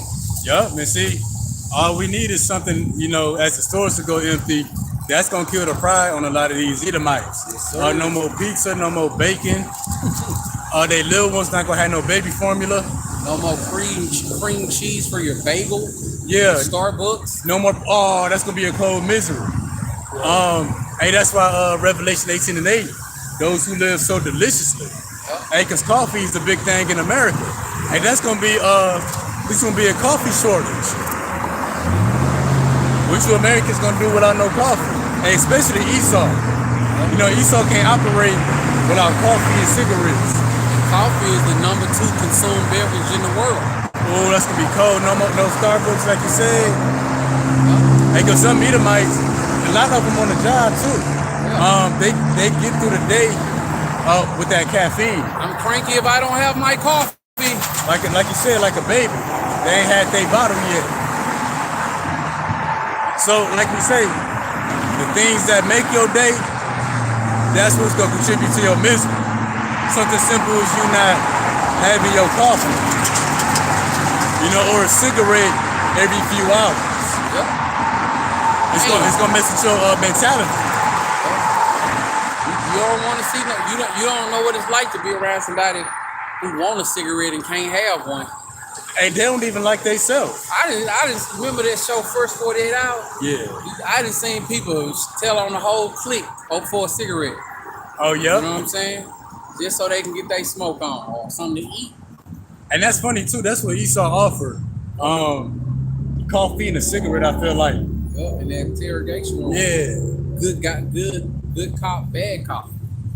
You know, they come in there and play their role, man. And just think about how much more when they you in the interrogation room, they don't want you to tell on nobody. They just want you to take you know what. They gonna put that cold cup of water in front of you.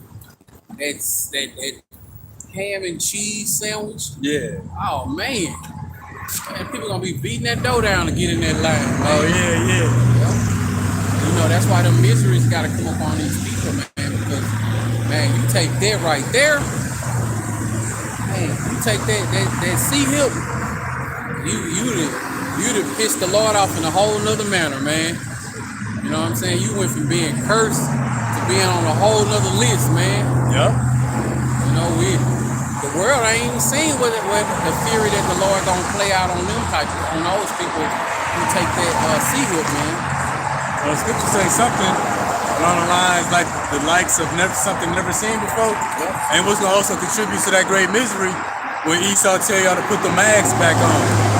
And because people was weeping for joy when the pandemic had ended, they didn't have to wear masks no more. They was jumping for joy when there was no more social distancing, no more curfews. Well, hey, that's gonna be something to contribute to the great misery.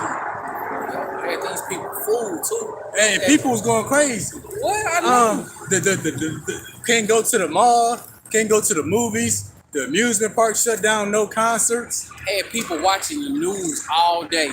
Yeah. The numbers are soaring across the United States. We're at a total of 2,000.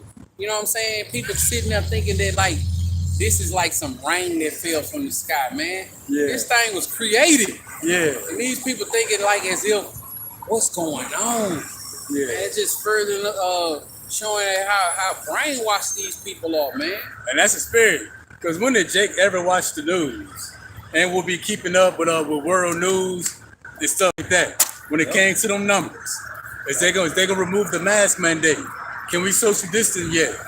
And then they had the thing, if you got the dose, you can social distance and it was just so much confusion, man. It's a quote that says, if you watch the news, you will be uninformed, but if you don't watch it, you will be misinformed. I mean, if you watch the news, you will be misinformed, but if you don't watch the news, you will be uninformed. You know, so you're gonna be screwed whichever way you look at it. Then what about you going to them stores? They got a little footprint 6 feet away. Stand right here. You know, scanning your forehead. And that's gonna be great misery to the people. Great misery. Then you still got all the other stuff still happening throughout the four corners of the earth. This place gonna be on lockdown. They gonna be watching the news. You know, the BRICS nation is now kicking ass with their money. You know what I'm saying? Like the 22nd on its way. You know what I'm saying? It's already the 19th. You know what I'm saying? Like, look at the time how YAHAWASHI got this thing speeding up, man. Got this thing speeding up. And that's for our sake, for the elect. You know, I usually be real with you. Hey man, I usually take a day off of work every week, at least one. You know what I'm saying? But now, man, these days going by so fast. You know what I'm saying? I just, know what? Monday through Friday. Hey, it's the weekend already. Yep. Hey, man, it's a beautiful thing, man, to understand that, man. Even the wicked can tell that these days are flying by, man. Uh-huh. You know what I'm saying? What we in August? It's the 8th month. Yep. It seemed like just the other day it was January. Yep. I really feel like that, man. I really feel like that. It's just these days, man, it was just January, man. Hey, that means that the great miseries are coming faster and faster. Yep. If you ain't miserable yet, you will be soon.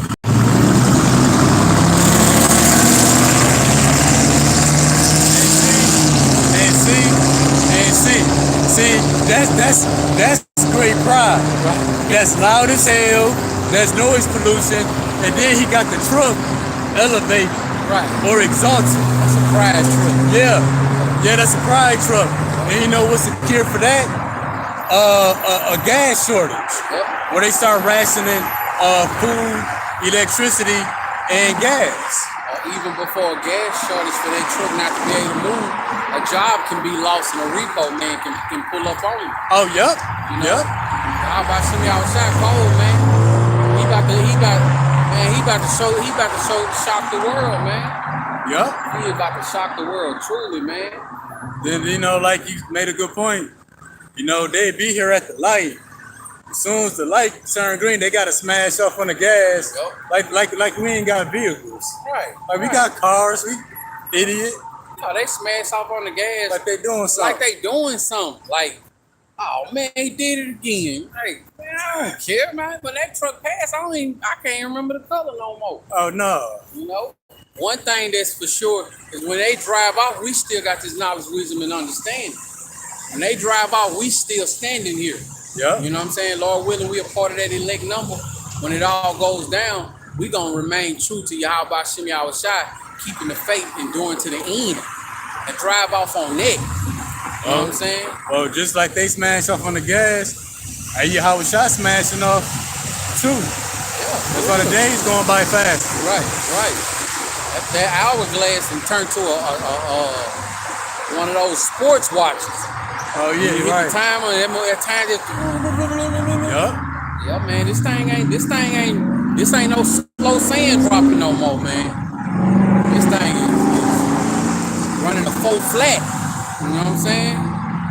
It's beautiful though, man. It's to have the choice to be like the world and do whatever you want to, or be like, you know what I'm saying, the hopefully elect. You come out here to these highways and hedges, you know what I'm saying, to put on for YAHAWASHI.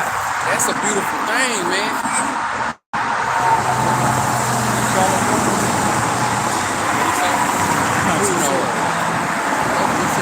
I'll be right back. Yeah. Ezekiel chapter 7 and verse 19. Yep. All right. The book of Ezekiel chapter 7 and verse 19. They shall cast their silver in the streets, and their gold shall be removed. Their silver and their gold shall shall not be able to deliver them in the day of the wrath of the Lord. They shall not satisfy their souls, neither fill their bowels, because it is the stumbling block of their iniquity. Yeah. So they're gonna cast gold and silver in the streets.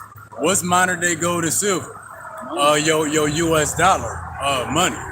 There's gonna come a point in time, through hyperinflation, the dollar is gonna become less and less valuable. Yep. I don't know if I told you, but my girl went to Mexico. So when we went in 2022, one US dollar was worth 22 pesos. This time when she went, one US dollar is worth only 16 pesos. Man, it's going down. In just a year. So think about when that BRICS nation come on the scene. Yep. That US dollar gonna be worth like 7 cents. Yeah, it said $55. It's gonna take 55 of our dollars to amount to one of those dollars. Dang. Still like Jordans, that'll be 2,500. Yep. Yeah, so eventually the dollar gonna collapse. That's gonna be great misery to the people. And why is there going to be great miseries? Well, what did the rest of the verse say? They shall not satisfy their souls. So your lust and your desires are not going to be satisfied. Simply, it's things like going to the mall, going to the movie, not taking vacations. You know, and also their bowels shall not be filled. Hey, so you having no money gonna result for a famine for you. And then not only that, but even for people who got jobs and stuff like that, the money gonna be dirt. So you know what I'm saying? You're gonna be like, what is how you gonna be working one day's wage just to feed yourself, you know what I'm saying, for one day. Yep. You know what I'm saying? That's crazy. Loaf of bread gonna be $75. You know what I'm saying? Well, we having bread casserole tonight, y'all. You know what I'm saying? Bread and water casserole. We've been having it every night. No. And then that's why the Revelation say, those who live deliciously. Yep. The food that people gonna be able to get their hands on, they not gonna want it. They gonna be in something. They gonna be happy to get what they gonna be happy to get their hands on the food that they can, but they not gonna be accustomed or used to that type of food because, you know what I'm saying, they've been living their life like it's golden all this time. Yeah. You know what I'm saying? And they gonna be like, what? What is that? You know what I'm saying? And then America has created something that I can't stand. And that's picky eaters. Oh yeah. See, a picky eater, that's a result of great pride. Because a picky eater, they just know and believe that there's other options. Right. They ain't got to eat that. There's something else that they can get their hands on and they know it's there. Well, the family gonna fix that. You know, you having great pride and being picky with your food consumption. When I was growing up, you ate what was in front of you, or you gonna get beat and sent to bed home. And eat it tomorrow. Yeah, and then you gotta eat that tomorrow. That's how, boy. And see, that's how it should be. Bro, in my household, when it's dinner time, 3 different dinners getting made. Oh, yeah? Oh, nah. Mama ain't have it like that. No, I mean, not my mom, but with me, my girl. Oh, now? Yeah, okay, bro. okay. Oh, yeah. Man, oh, three different dinners getting made. Right. For lunch, dinner, 3 different options. Man. And yeah, you children, man. Even the children gonna have to get their mind right. They got to get their mind right. Get their mind right. It's either you eat this or you're gonna die. I ain't sleeping out here in these woods. Good night. You know what I'm saying? I'm going to bed. Yeah. So you can keep on wandering until you find you a mansion with a pool in the back. And that's gonna be some of our people. I'm gonna put up my canned goods, my dried fruits, my nuts and seeds. I already see, babe, I'm not eating that. I'm just gonna wait. In the middle of the night when I'm asleep, I'm gonna get a tap on the shoulder. Got any of those dried cashews? Man, those cashews sure look tempting. Oh yeah. Hey, then it's gonna be adults. Hey, it's adults. They picky eaters like children. Yeah. Well, that's where the children get it from. Hey, it's gonna be adults that be crying in the family. My reel was raised in the crib where when the bill was put in before them, they had the option to say, I don't want that. Yeah. Man, if I would have said that, man, I would have been explaining. See, that's how I got this hole in my head. Man, my mama didn't. Boy, my mama ruled the house with an iron fist, man. There wasn't no love, bro. Going against her rules, bro. You know what I'm saying? Boy, my mama turned a gangbang in the penitentiary with a shank in her hand. Yeah. Say, bro, you go against her rules, bro, it's like the clouds turn gray. You know what I'm saying? Yeah. The lights get dim and stuff, bro. You know them single parent homes. You know what I'm saying? Ain't no father in them homes. Just the kids and the mama. Man, you don't even know what it's like to be punished outside of a woman, bro. Yeah. Like, Yeah. I used to think, seriously, growing up, I used to think that getting whooped by a man couldn't possibly hurt worse than a woman. Because that's all I knew. Yeah. You know what I'm saying? Boy. Thinking about that making me jump a little bit. Yeah. Pick your teeth up off the ground, sucker. All right, pick it back up. Coming from the book of Ecclesiastes, chapter 10 and verse 10 and 16.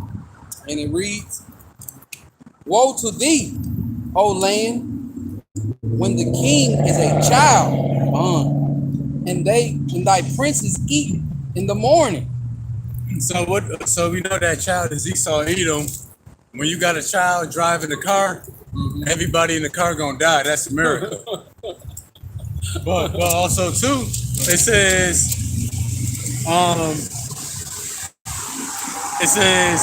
woe to the land when thy princes eat in the morning.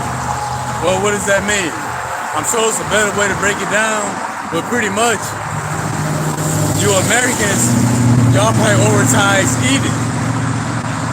Y'all prioritize eating. Before anything, you gotta get up and eat. That's why Esau got a breakfast, lunch, and dinner.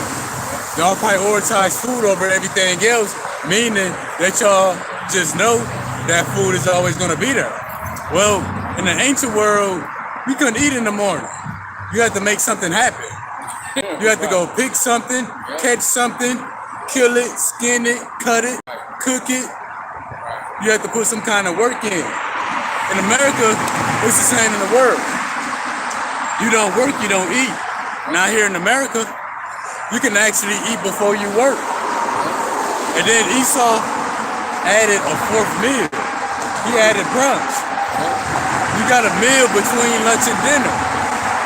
So you got breakfast, then you got brunch, then you got lunch, then you got dinner. And then this nigga added a snack. Hey, in the days of old, you was Grubhub. Oh yeah, you was the DoorDash. Yeah. You know what I'm saying? You'd be lucky you wake up and daddy already done caught a deer. Hey, and that's the spirit too, cause waking up, your parents try to be up early, had something prepared. When we was growing up, hey, mom and grandma might be up early cooking for us. Yeah. Still putting in some work though. Yeah. Or just like you say, you can push a couple buttons and they bring the food before you even get up out of bed. Right, you can schedule it to be there the day before. Oh, yep, see? You know? And that's how you see. Hey, woe to the land when the princes eat in the morning. Hey, because the princes eat in the morning, that's a vibration for the people underneath those princes. So yeah. And then that's why you got a late night snack. You got a midnight snack. You got a 3 in the morning snack. You can have whatever you like. Shalom. And that's really a characteristic of Esau.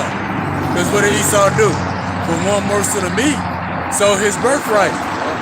You know, he didn't want to labor for no food. He prioritized the food over his own birthright.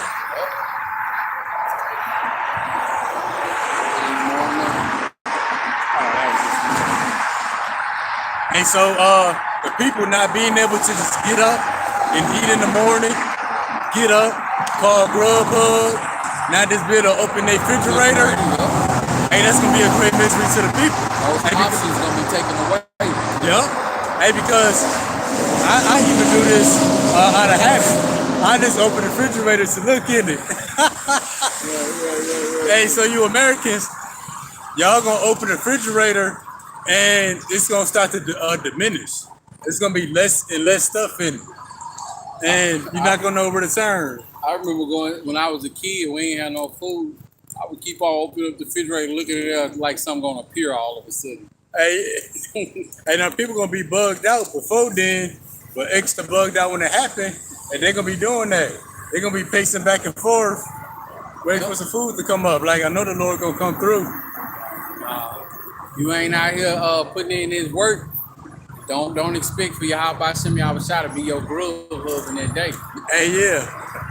Hey, and that's gonna be the real happy meal. Those who the Lord come through for. Gonna be no happy meal. It's gonna be the rejoicing meal. Oh yeah, and that's gonna be the real Thanksgiving. Real. Alright. Moving on, picking back up. The next precept is coming from Proverbs chapter 16 and verse.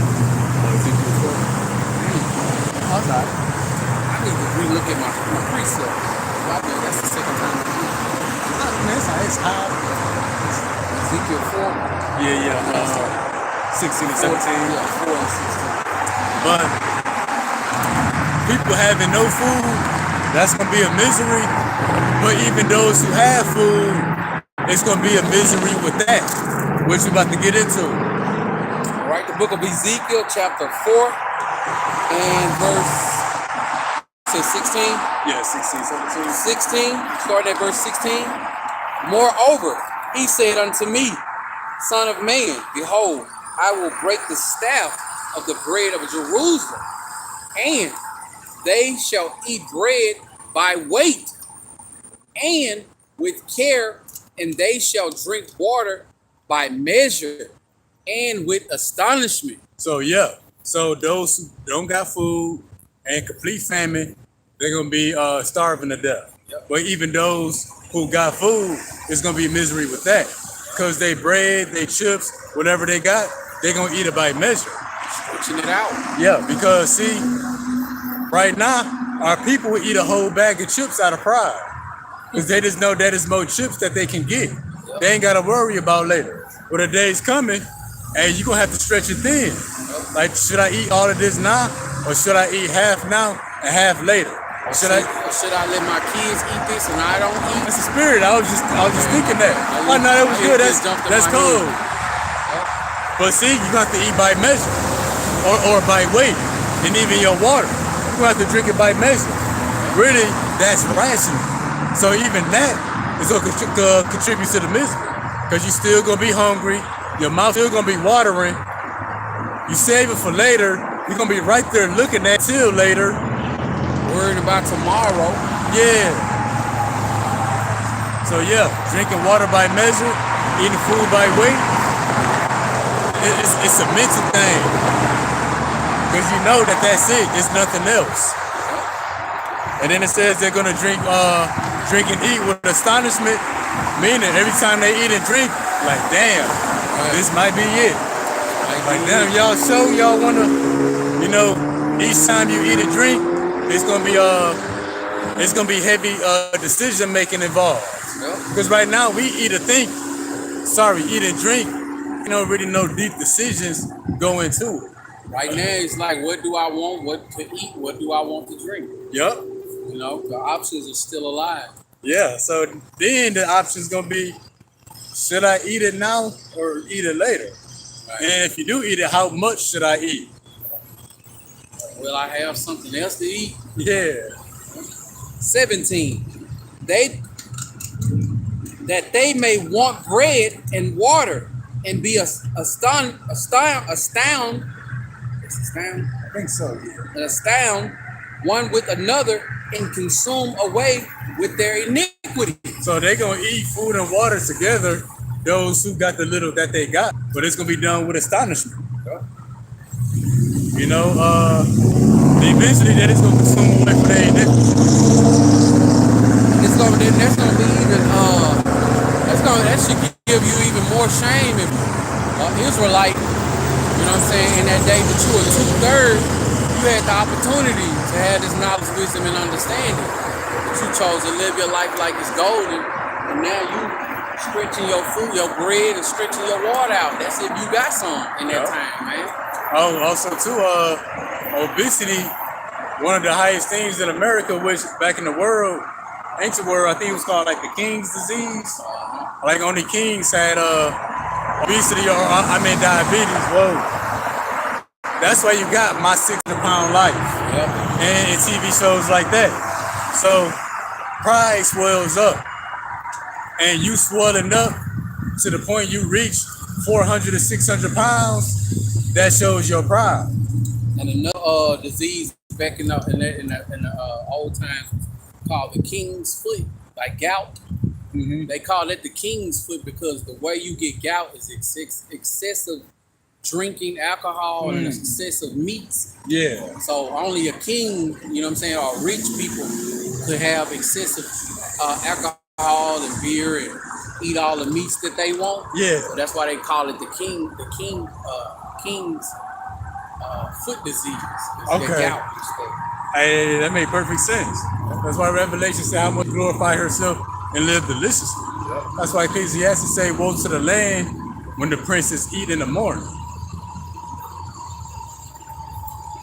We in that woe right now. Yeah, the Lord gonna fix your pride, being picky eaters, or just knowing that food always gonna be there. That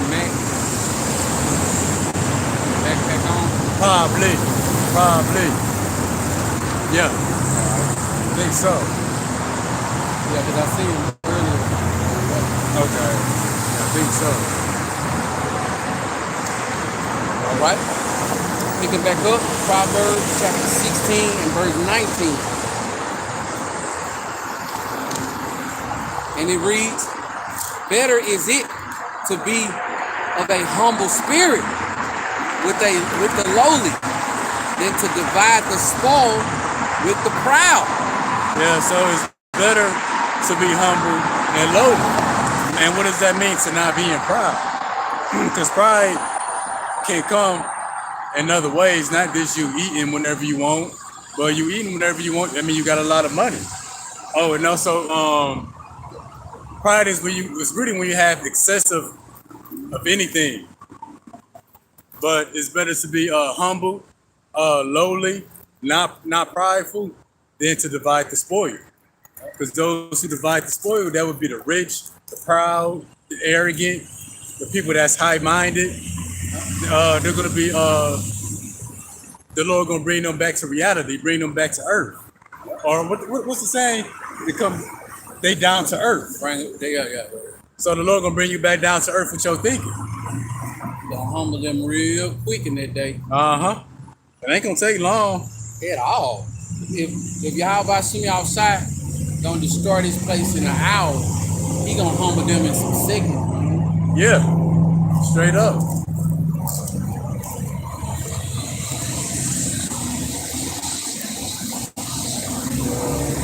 Look at Jake behind us looking at that old car, trying to buy an old car. That motherfucker sales too. Man, AC probably don't work in that thing. A hand-me-down. All right, get started back up. Next precept is coming from the book of Ezekiel, chapter 4 and verse, is it 16? Oh, we can read it.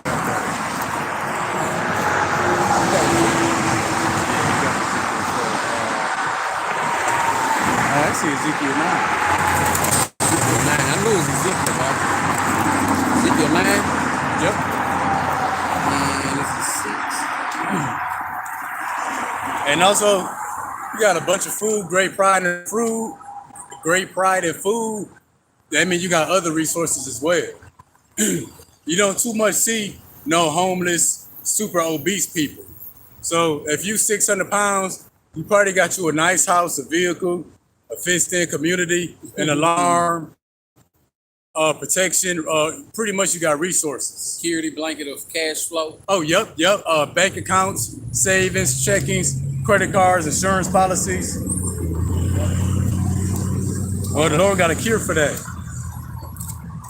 All right, next precept is coming from Ezekiel chapter 9 in verse 6. And it reads, "Slay utterly old and young, both maids and little children, and women, but come not near any man upon whom is the mark, and begin at my word before the house." So, which I've been meaning to touch back on this second news. It's 1549. It done slipped my mind. Let me turn my to that I real got quick. it right here. Oh, there you go. Can you read that again too real quick? It's like Ezekiel No, second news. 16, 15, 49. Yeah, I knew you wanted to come back to that. Kid. I've been meaning to guide it throughout. All right. The book of 2nd Esdras, chapter 15 and verse 49.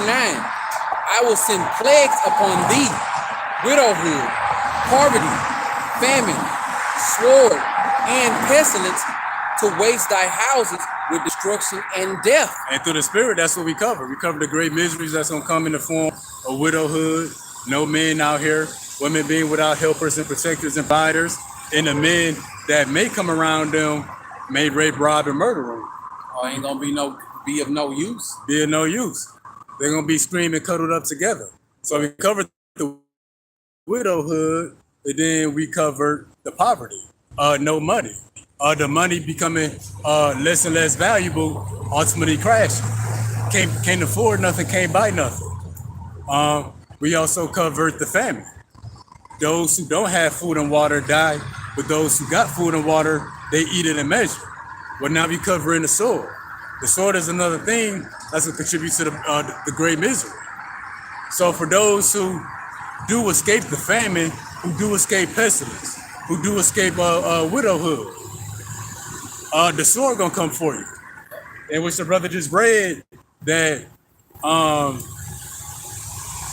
Lord's gonna be killing so many of our people, the Israelites, that it's gonna look like the Lord is trying to exterminate all of us. Yeah, let's grab that again. I will send plagues upon thee, widowhood, poverty, famine, sword, and pestilence to waste thy waste thy houses with destruction and death. So the sword is coming. Again, that's another form of great misery. So when this race wars, riots, purges, that's gonna take away the part of you people food, and especially these Edomites. Yep. Damn, I can't stand them. So they oppress us on the job. They give you occurrences, write you up, treat you unfairly, do all kind of spiteful stuff towards you. But out of pride, they can drive home safely. See me, they don't know that I think about following them home all the time. They don't know that the old me, I'd have followed one of them home by now. See, that's because of pride. They just know they safe. Well, the sword coming represents a lack of safety and security. So if you do got an alarm system in the gated community, all that stuff gonna be useless. Right, and like the scripture says that Judah is gonna be a terror to Egypt. Yeah. Oh, it said they're not gonna regard the princes and stuff either. So if Sloppy Joe gonna get his White House broken into, what about you lower level Edomites? Right. Y'all gonna get y'all stuff ran through. Right. You know, it's gonna be a blackout, so it's gonna be no alarm system. Right. Just think about those, your whole neighborhood. Yeah. All them communities that just full of Edomites, you know what I'm saying, with pride on them. Man, Jake is gonna round up. Yeah. Jake gonna round up, man. And a lot of Edomites, they really cowards. So they got all them weapons, but they gonna be shooting and missing. They gonna be too shaky. They gonna be too scared. And then it's gonna be a blackout. You can't shoot what you don't see. You might give up the ghost. Yeah. Just looking at what Jake about to come do. Uh-huh. You know what I'm saying? You look out the window and see somebody standing in front of your house, you gonna get scared. But just think about it, it's broad daylight and it's 15 Jakes. You know what I'm saying? They ain't standing, they walking towards your door right now. Yep. You know what I'm saying? That's the times that we in right now. That's the times we coming into. Not to mention the teeth of wild beasts. You oppressing the animals. Well, through reincarnation and deja vu, these animals remember you. They have a deja vu about an Edomite. That's why they get attacked. I just seen a little some on YouTube last night. How this man he live out there like some wilderness area, and it's a routine to check all your doors before you go to bed. Mm-hmm. He didn't do that. He heard something, went all throughout the house, and come to find out that damn bear walked into his bedroom where his children were. Oh, You know what I'm saying? Like, bro, that's I can see that happening so much, man. Oh, and where they at? Just in that little location, it's 3,500 brown bears live there. You know what I'm saying? Yeah, 3,500. 3,500 brown bears. And see, we talked about the plagues, widowhood, poverty, famine, pestilence, and the sword. That sword includes wild animals. And before you go any further, do you know why? You know, even though the bear is California's logo, right? But you know it ain't no bears in California because they was killing humans. There was so many bears back in the day, that bears was like having a buffet with humans, man. So that's why they came in and just slaughtered all the bears. So that's how bears they was eating people left and right. You know, it wasn't no high powered guns to stop a bear attack if you didn't know it was going to happen to you. So yeah, that's why there ain't no bears in California to this day. You know what I'm saying? Because of how they had to murk all of them. You know what I'm saying? And the bears remember that through regeneration. Just a faint glimpse of an Edomite. How about see me outside? Remember that too? Yup. I put a spirit on a bear to remember he remember seeing a red man. Yeah, a red man killing all his her cubs and stuff like that. Yup. Hey. Ain't playing. Hey, bears can be breaking in y'all houses. We done seen the video clip. Man, it was I forgot who I was listening to. Damn. But it was a happening that a bear had broken into 21 homes. Did they have any videos? Cause I seen a bear that was breaking in people's homes and like going in a refrigerator, bro. Like going inside their refrigerator. See, I think I was listening at work, so I wasn't able to see the screen. Okay. Right, pick it back up. Still in the book of Ezekiel. Next verse is coming from 8, verse 8. And it came to pass while they were slaying them, and I left, that I fell upon my face and cried and said, O Yahweh, O Lord, Yahweh thy power, wilt thou destroy all the residue of Israel and my pouring out? It's like residue of Israel and thy pouring out of thy fury upon Jerusalem. Hey, so it's going to look like the Lord killing all of our people. And that's what contribute to the miseries of our people. Because they're going to be perplexed, confused. They're not going to know what, where, when, and why. But we going to know that's prophecy. Hey, so we're going to be stable in those times when the Lord is judging the house of Israel. You know how gruesome that's gonna look to have a mindset of thinking like the Lord killing all of Israel. You know how many people that mean? How many people that mean? How do you know how many people are gonna die for it to look like that? Hundreds of millions. Hundreds of millions, bro. Something we ain't never seen before. You know? Yeah. You know, although we reading about it and things like that, we still ain't gonna be that it's counted up in that day. Oh, yeah. I explained that the Lord should be from one end of the earth to the other. You can't put a number on it.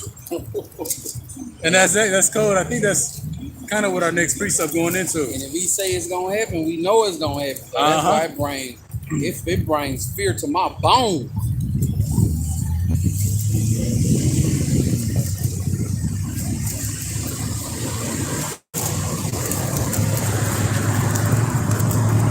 Like the wind don't start blowing until I start turning through the precept.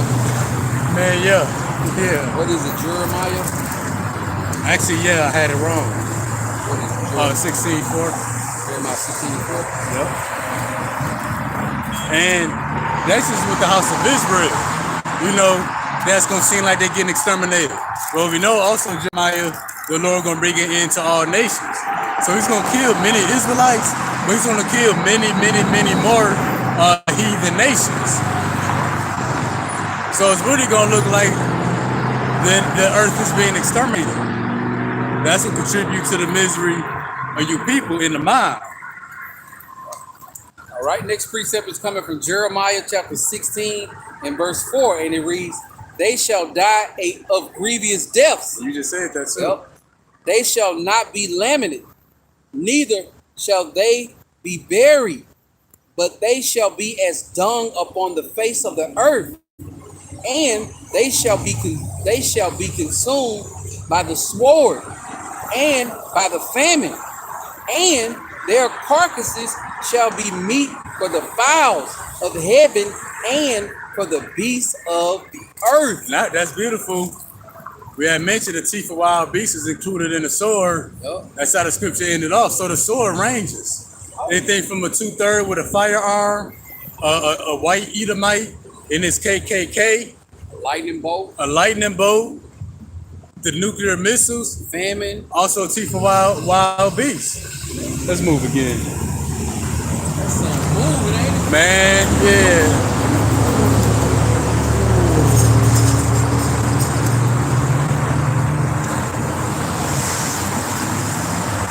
And then we done already mentioned it before. Teeth of wild beasts. It ain't gotta just be a bear that kill you. I did a lesson that a goat pushed 2 Edomites off the cliff. I seen it. Then remember, it was somebody. Yeah. And then another one we mentioned before, that it was somebody that had cancer and he got put to death by a chicken.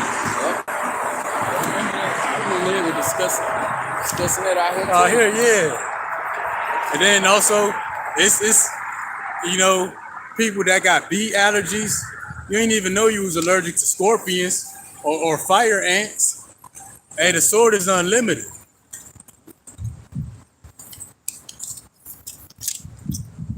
All right, next precept is coming from the book of 2nd Esdras, chapter 16, and verse 70, starting at verse 70. And it reads, "For there shall be in every place and in the next city a great insurrection upon those that fear the Lord. They shall be like madmen, sparing none, but still spoiling and destroying those that fear the Lord." Keep going. Yeah. All right. "Then shall they be known who are my chosen, and they shall be tried as the gold in the fire. Hear, O ye my beloved, said the Lord, behold, the days of trouble are at hand, but I will deliver you from the same. Be ye not afraid, neither doubt, for Yahweh thy power is your God, and the God of them who keep my commandments and precepts, said the Lord Yahweh thy power. Let not your sins weigh you down, and let not your iniquities lift up themselves. Woe be unto them that are bound with their sins and covered with their iniquities, like as a field is covered over with bushes, and the path thereof covered with thorns, that no man may travel through. It is left unaddressed, and is cast unto the fire to be consumed therewith." Yeah, so the enemy gonna come in, like a flood, really full force with their military, destroying homes, spoiling the Lord. Everything they got. Yeah, so also too, those who return back to the Lord, don't let your sins weigh you down. The hope of the righteous is good. So nobody is perfect, but we can be perfect in understanding. Sir. That'd be the difference. Because the gold is going to be tried. We're going to be in these great miseries. We definitely going to be in these great miseries, If you got faith in YAHAWASHI, no matter what he put before you, if you're a part of that elect number, YAHAWASHI dealing with you, you're going to make it through. You know what I'm saying? Have your mindset above failing YAHAWASHI. time that we in, YAHAWASHI got you on the highways and hedges. You truly believing in YAHAWASHI, you should be believing that you are part of the elect. We don't know, but you should be put on as the hopefully elect. Not no doubts. You know what I'm saying? You know what I'm saying? Don't doubt that you can't be a part of that hopefully elect, but don't be so boasted in the script with the scriptures and pride, thinking that you have already made it. Don't nobody know who's gonna make it, you know? But the elect is gonna make it through whatever test that YAHAWASHI sets before them. You know, he know what he doing. You know what I'm saying? You should be growing in grace. You know what I'm saying? You should be growing in mercy, and most of all, you should be growing in faith. You should be growing that knowing that this day is coming, right? We know that this day is coming. But you should be to the point growing that, hey, man, no matter what happens, man, because we know that some brothers are going to die, some believers are going to die for this truth. You know what I'm saying? If that's the way it got to go for you, then let the chips fall, you know? Every test that YAHAWASHI put before you, man, you should have the expectations of giving him 100%, making an A on that thing. This ain't the test that you want to fail, man, at all, man. Yeah, that was beautiful. Yeah, the great miseries. It's gonna be a test to see how long you can hold on to YAHAWASHI. Like the brother had mentioned earlier, you never heard. There was never a thing in the world where a woman said that she didn't need a man. So the pride of a woman is when her heart depart from her man. Well, same with us as Israel. The beginning of pride is when our heart depart from our Maker, which be the Lord's woman collectively. So just as women abandoned their men out of pride because they feel like they didn't need them, well, the nation of Israel has done that. Going into women leaving men, I remember I can't think of that Kevin Samuels. I seen a little video of him on social media where he was talking to this chick, and she said that she watched the Tyler Perry movie, and the man in the movie wasn't no good, and she left him because he wouldn't get a job, but he had a dreams and ambition of creating this battery that can run on its own, right? So the lady got fed up and left him. You know what I'm saying? You seen that movie before? Acrimony or something like that? Yeah. So after she left him, his battery actually took off. He became a millionaire overnight. So she said that movie resonated with her, and she divorced her husband because that movie resonated with her. But that dude she was married to was paying all the bills. You know? It's crazy, man. Only in Babylon the Great, man. See, a woman can have pride but not pay a single bill. Right. How do you have pride in that? Getting spoiled. It's all right. Still think you the. That's all right, bro, because that's when the soon come to an end, man. So yeah, the people who gonna suffer the most from this great misery is gonna be Esau, Edom, who is the devil, and also Eve, so-called Black, Hispanic, and Native American woman. And them the two sources of conflict in my life. That I was about to say, that has, you know what I'm saying, the average person just, brother vex, man. Yeah. You know? It's Esau at work and out in the world. Esau at home too, because Esau will mail you a bill. Yeah. Then you gotta explain your wife your decision making. Next precept coming from Revelation 9 and verse 6. And it reads, and in those days shall men seek death, and shall not find it, and shall desire to die, and death shall flee from them. Hey, we talked about that at the beginning of the lesson. It's going to get so bad in America that people are going to just desire to die. Okay? Boom! Boy, that was so close, man. Man, Hayes, yeah. Next time. Next time, no, for sure. Not this time, but next time, for sure. Yeah, it's going to be so bad, people going to desire to die, but the Lord going to keep their spirit in their body. Like, no, you've been starving for 2 weeks, but I'm going to keep you alive for another week. You done got shot, stabbed, beat, a leg chopped off, partially mauled to death by 2 pit bulls, the Lord gonna keep you alive. This ain't your time to die. You got HIV, AIDS, and the 19. And you got the Marburg, the Lord gonna keep you alive. And you're gonna be begging for the missiles. But you're not gonna die in that neither. Like you think. Yep, you done took that sea hip, whatever is inside of the thing that broke off inside of your body and caused all kinds of illnesses. Previous sores. Yeah. That's written about. YAHAWASHI outside gonna let it play out at the worst that it can be too. You know what I'm saying? It's iron praying for a bullet. You know what I'm saying? But it ain't gonna come, man. A bullet gonna come, but not finish you. Right. You're gonna pray for another one. Right. You gonna pray for it to take off the other side of your head, but it ain't gonna happen, man. YAHAWASHI outside finna get down, bro. She finna get down in these last days, bro. All right, read on. Next precept is coming from the book of Proverbs, chapter 16 and verse 17. You can tell who getting caught up at the lights. Shalom. You can tell who getting caught up at the lights, looking at us. Far behind them, always have to blow the horn. All right, next precept is coming from Proverbs, chapter 16 and verse 17. The highway of the upright is to depart from evil.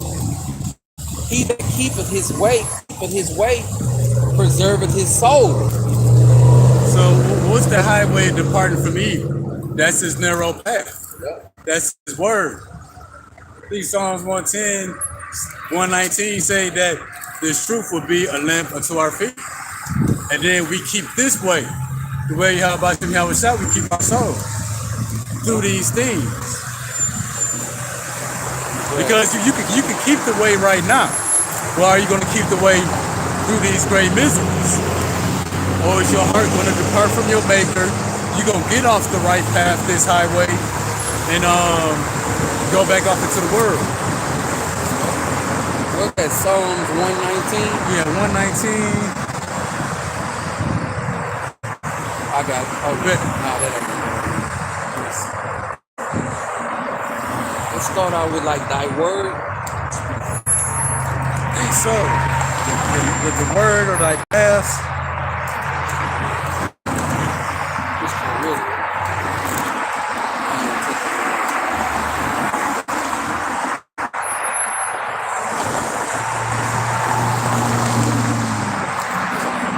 So yeah. Stand on, just keeping the way of the Lord, stand on that highway. That's the word. And the word is a path to the kingdom. To direct your steps, just walking the steps. Sticking to the script. Yup. I'm saying, doing exactly what YAHAWASHI have you got you out here doing. You know what I'm saying? Not deviating from the plan, from the goal. You know what I'm saying? Sticking to the script, doing exactly what you know what you should be doing. You know what I'm saying? Being as righteous as possible. You know what I'm saying? In the eyes of YAHAWASHI, because you're gonna have to be doing that. You need to be doing that right now for the times that we coming in, man. They stick to the script or get flipped. Right. It's about to be a whole bunch of flipping going on, bro. Uh-huh. That can't be denied. All right, what's the next? I got it. Next precept is coming from Jeremiah, chapter 4, verse 14. I'm liking using the sword.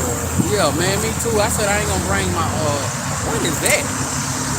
See, out of pride. He got the car sitting on truck tires. Bro, it's a Volkswagen Jetta on truck sitting tires. on truck tires, man. See, that's out of pride. He had to exalt the car to make himself sit up because he lifted up in his mind. It's a Volkswagen Jetta with truck tires pulling the jet ski. That's how you know them tires don't belong on that car. Man. Yeah. Bro, it's time to go, bro. And that car is probably his pride and joy too. Yeah. Next precept is coming from Jeremiah, chapter 4, and verse 14. And it reads,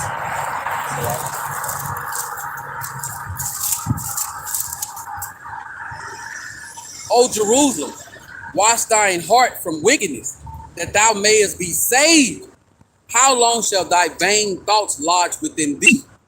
How do you wash your heart from wickedness? You depart from evil. How do you depart from evil? You don't follow the steps, the ways of the world. You follow this word. And the Lord, that's why I say, how long will your vain thoughts?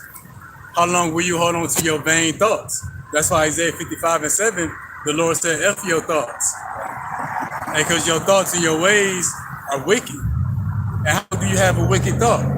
If your thoughts don't line up with the thoughts of YAHAWASHI. So praying for America might seem good to you in the flesh, but that's wickedness. They don't line up with the thoughts of YAHAWASHI. Your thoughts, your actions, everything that you do should be abiding under the shadow of the Almighty. Yep. You know, you're supposed to be in a time where you're supposed to be doing exactly what YAHAWASHI wants you to be doing to the best of your ability. It ain't no gray areas with YAHAWASHI. You know what I'm saying? He told us to come out on the highways and hedges and bid the children back to the marriage. You know what I'm saying? Study to show yourself approved. Pray. You know what I'm saying? Everything that you could do to the best of your ability, man. That's how you stay on the right track. You know what I'm saying? With YAHAWASHI.